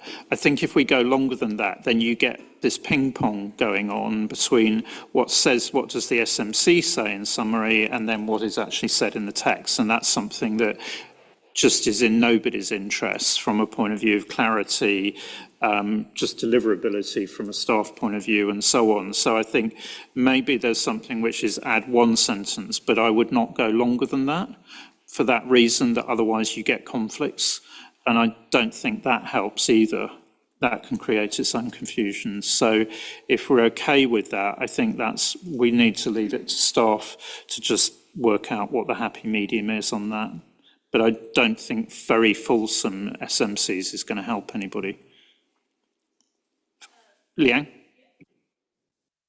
Agree, maybe not very, very long, but at least maybe we should provide the title of the section and also the cross-reference to which paragraph. Yeah, I agree that there is a risk of conflict, particularly if we're trying to rephrase what we're trying to say, and summarize that in the SMCs. But then we can definitely try to provide more cross-references into the exact paragraph numbers. And then I remember that you also mentioned Scott's comments, and I wanted to highlight that Scott has actually given us some comments, so we've worked on him with some editorials, with some edits to SMC 5, where we're actually going to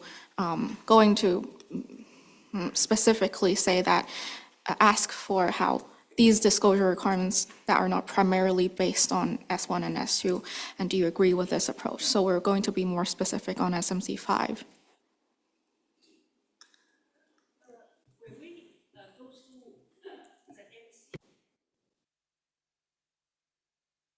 Raise all the points related to SMC now.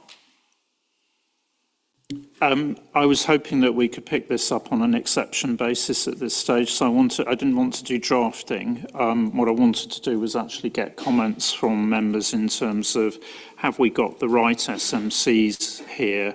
Is there something missing? Is there, a question of principle, rather than walking through them one by one?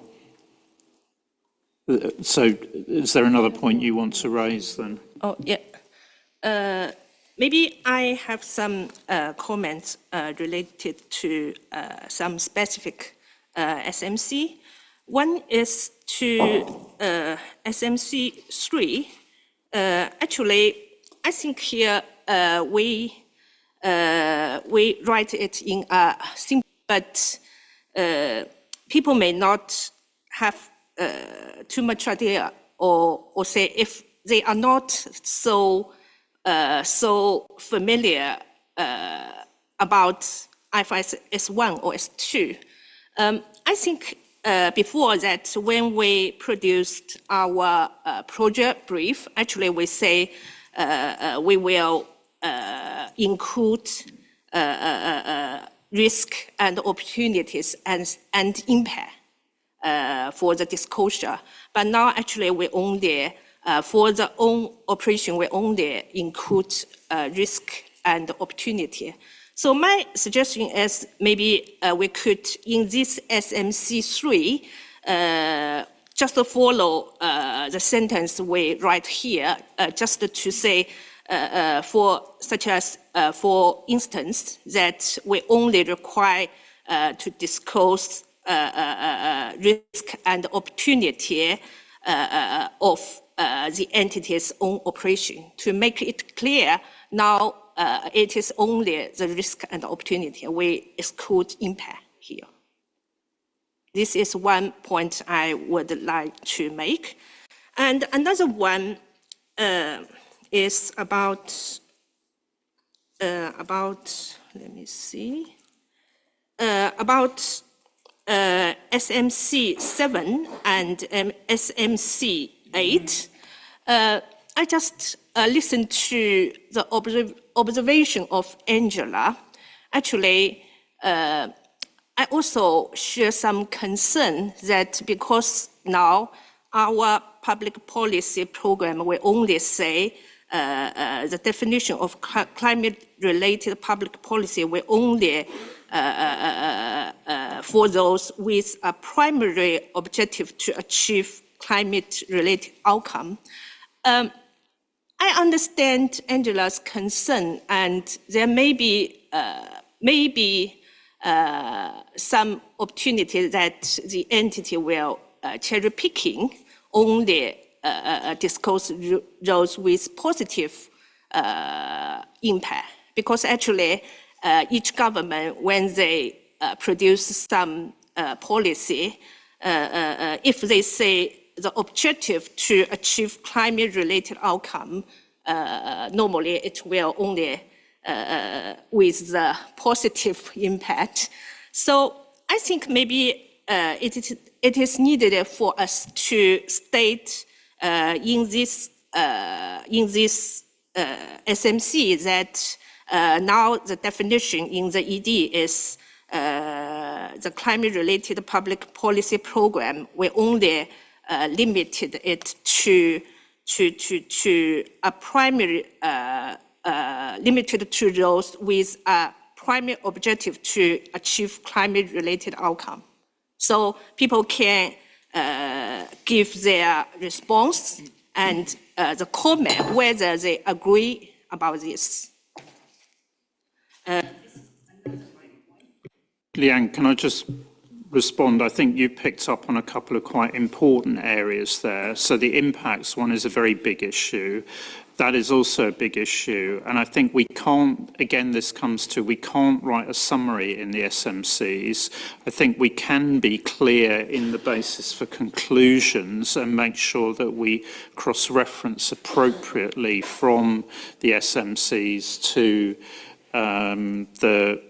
whether it's in the application guidance or there is thinking that's required that people need to understand in BCs. But I think we have to be really careful that we just can't rewrite what's in this gets to the risk of having a long SMC because,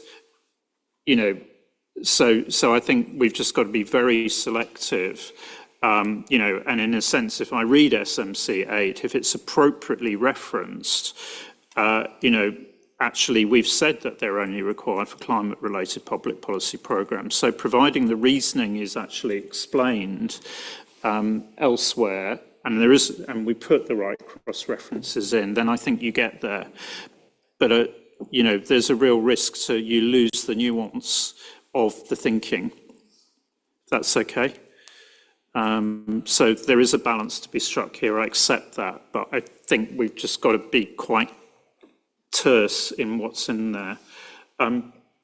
Can I move on? Because I'm conscious that what I'm battling against, to be honest, is the timing, and knowing that we're likely to have this fire alarm, and knowing that this is going to be, what I want to do is actually get the comments in on the SMCs where people have concerns, and then be able to allow us to break so that those that want to work on the specific issues can come back and do that without, if the fire alarm goes, you know, so can I just literally take comments? I don't want to go backwards and forwards, but you know, that's what I'm trying to balance at the moment. So Celine, if you don't mind, I just want to get comments in. So Liang, you had another comment.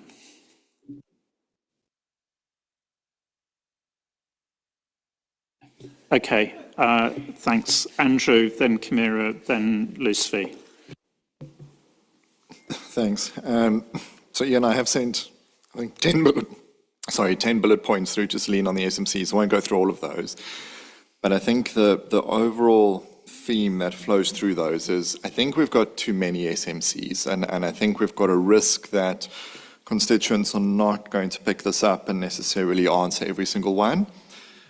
I think some of the SMCs we can either delete. So do you agree we've aligned it with S1 and S2 or with the framework? We asked that in the CP, people said, yes, do that. We've now done that.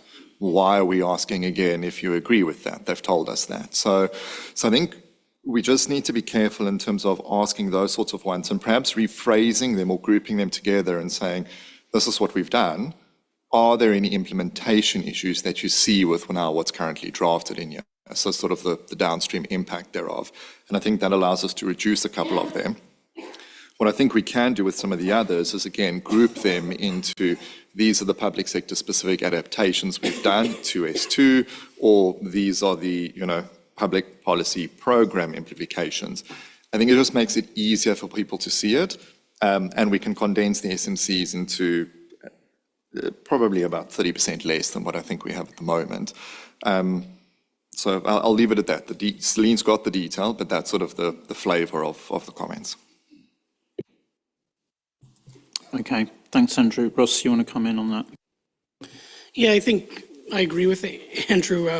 Having done this for a while on the staff side, asking more and more questions sometimes makes it harder for constituents to really tell you what they think, because they feel they have to answer the questions or just ignore them completely and tell you what they don't like. So I think there is an art in getting the right balance of questions, and I would agree with Andrew that if we could group them and be a little more concise and to the point, and I agree with the signposting to where the guidance is, I think we would do ourselves a lot of favors when we have to go through this comment responses in the future, because the structure does matter and how we get feedback and how we take it forward. Staff side, I would go against adding more and more, because then it's a tough read to get through the whole document, and even a tougher read to understand what we're asking questions on. So we should be as clear and concise as we can. Thanks, Ross. So Camilla and then Lucy. Thank you, Chair. So I have a couple of comments. In SMC 7, I think this is one that we could remove.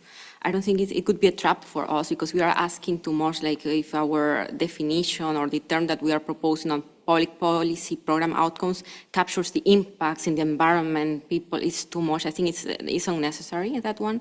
With SMC 8, I agree with Mike's comment that we should be specific and focus on these public policy programs whose primary objective is address climate. Then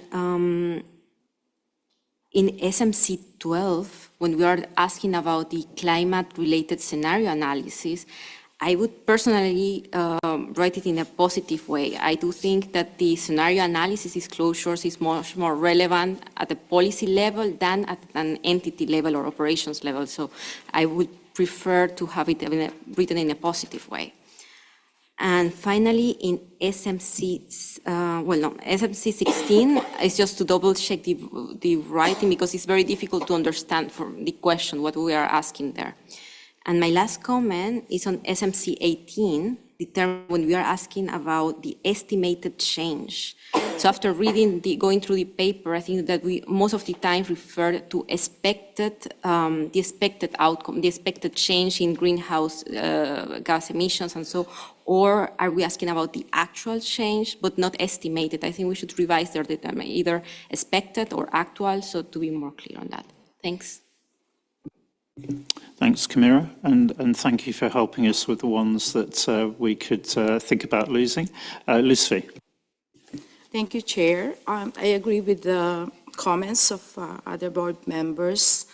I think we can trim down the SMC from 24 to lesser number and group them instead of 7 topics. We can have fewer topics like following the structure of Appendix 1A, the discussion for application guidance 1 on operation, then we discuss everything about like topic number 4, metrics for own operation, that can be under that. And then for application guidance 2, that will be climate-related public policy programs. So we can ask, I think it will be helpful for our constituents to navigate in the documents what we want them to comment. And I would like to reiterate my suggestions earlier about revising SMC 3 and 6. No, it's not 5, 6, where we want to get suggestions on how own operations and climate-related public policy programs be defined. Thank you. Thanks, Lucy. Mr. Chair, just a matter of practicality.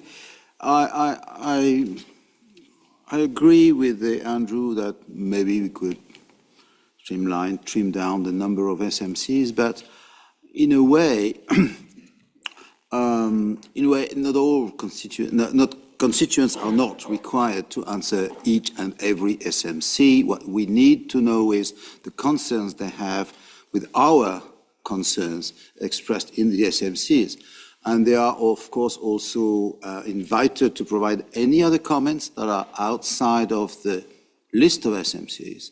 Also, I believe that because we made an effort to group the SMCs in topics that are consistent, it's also a way for them to find their way in the answers, to provide their answers to the SMCs. I only have one issue with one SMC, that is SMC 8. I believe that also it is clearly explained in the ED that it only refers to the climate-related policy, public policy programs. So why would we ask something about that? It is said in the ED. Now, if they don't agree, they will provide a special comment on that. A way to reduce the number to 23. Thank you, Adrian. So, just before we end up in the melee of a fire alarm, so basically what the plan is that we will take the final comments on the SMCs. We will see whether there's time to come back with recommendations on condensing or not, recognising that, you know, this is all just about, if you like, getting feedback, so it's not part of the authoritative text. If we can, we'll loop back, but I think the priority is actually to land the authoritative text. Now, on that, what we will do, having taken those final comments, is we will break for today because I want to allow those members who have specific comments to come in and work with staff. And I would suggest that we prioritise this definitional point that may be here, depending on what happens with the fire alarm or not. And we don't have breakout rooms here, so any small group activities actually have to take place grouped around the seats in this area on that. So we will break shortly, and then we'll come back, the group that are going to be working on that. Other than that, in terms of the formal session, we will restart that at 9 o'clock tomorrow morning, and I need to discuss with staff whether we will start and carry on with climate at that stage, because, again, it would be good if we have recommendations to at least get reactions on that. Ross, I just want to bring you in before. So I think Lynn had something she was burning to say as well that I think relates to an event. So just want to. Yes, sorry. But sorry, Lynn, do you want to go first? And then So it's just a reminder that it's the W Network this evening. If we are going to have some people that will be back at hotel and some people that are here, you have got directions to the Channel Islands Brussels office where the event is going to be held, but perhaps we can make sure that somebody from here knows the way and somebody waits in the hotel reception knowing the way as well. So I just wanted to remind the ladies that we have got the event this evening. Please do come. I know the Channel Islands Brussels office are really excited to have us with them, so please do make sure you attend, and we can make sure there's somebody here and somebody at the hotel that knows the way to the venue. Thanks. Thanks, Lynn, for the reminder.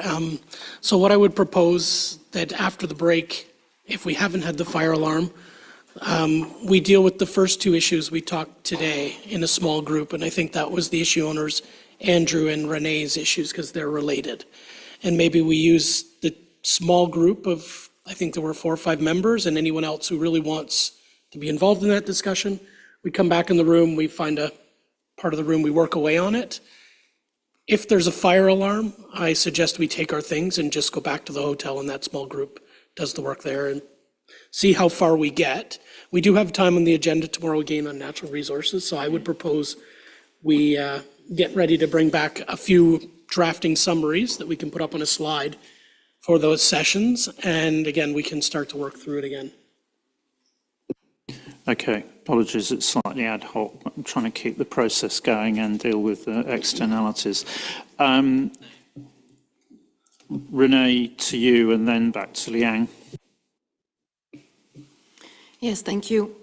My general sense was that there were also a lot of SMCs, too many, and reflecting on the comments that I heard, similar comments made, maybe a lens with which we look at streamlining the SMCs is to maybe remove some of the very black and white decisions that we made throughout our drafting of the exposure draft, and just focus on the areas that are more key judgments, difficult discussions we had. So for example, SMC1, I would delete.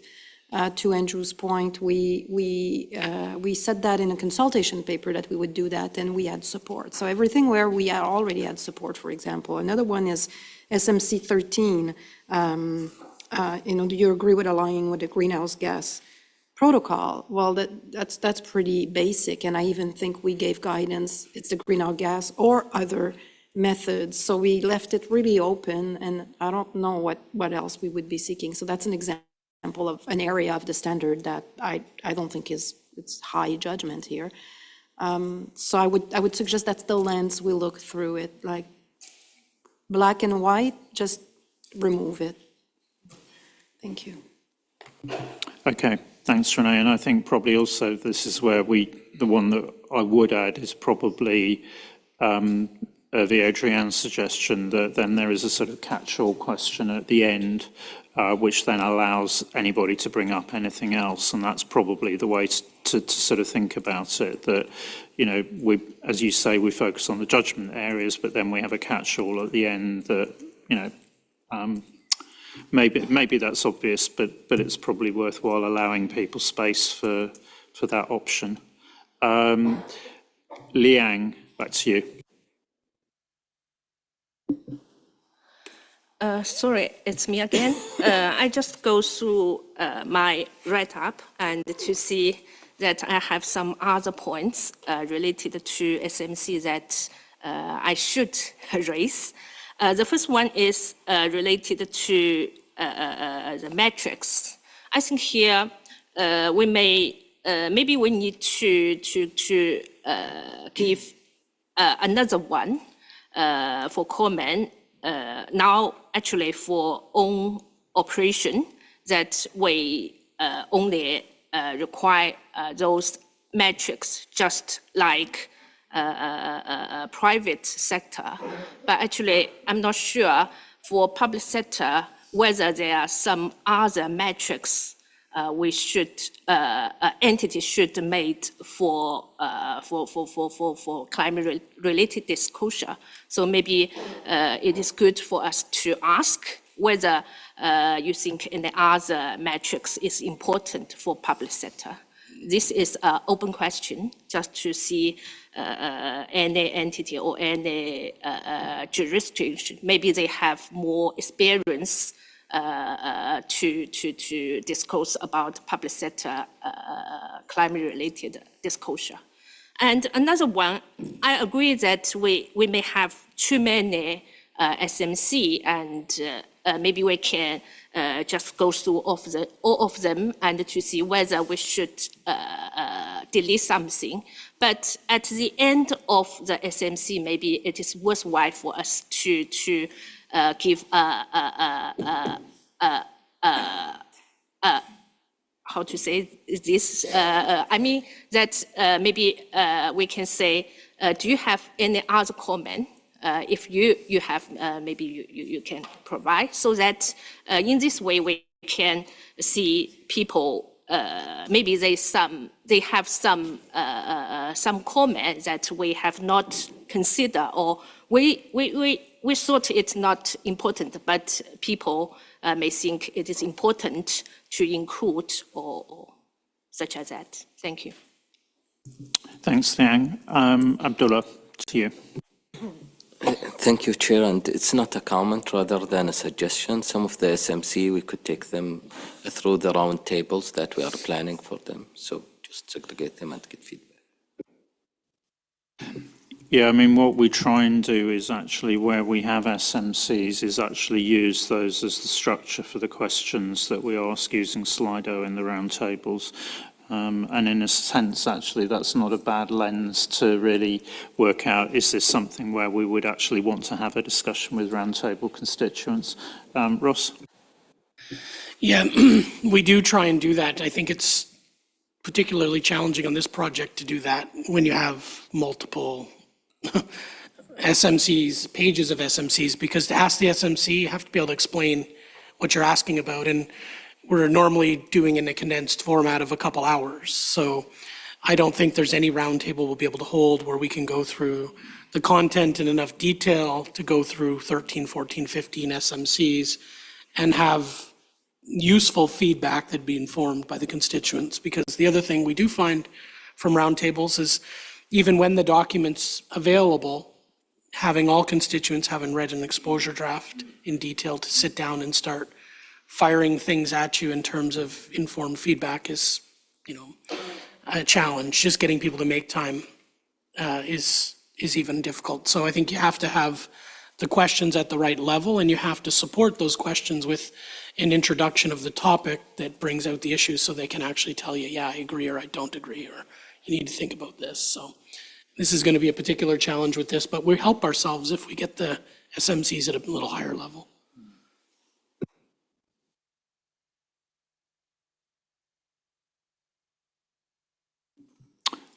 Okay, so I think that's been helpful in terms of drawing out some of the themes and some of the questions, some of the approaches and so on. I know staff have been challenged in this area in terms of just with all the other activity, not having a lot of time to really think this through, so I think it's really helpful to get that input from members, we'll have to see what we have time for during the rest of the week in terms of whether this, we come back with a list of here's how we've addressed it, or whether that's something that has to be done, outside the session. I think leave that one with staff in terms of all the other balls that they're balancing. So I think with that, I'm going to close the plenary session for today. We've noted the arrangements for this evening for the W network. Sorry, and I meant to say you need to bring your ID with you in order to be let into the office. I forgot to say that. Very important. Then, for those that are not joining the small group, thank you very much for your input today. I think we've covered a lot of ground. I think it's been a really useful set of discussions. Back here to start at 9 o'clock tomorrow morning. But we may well use that first session just to go through some of the conclusions from the work in the small groups today.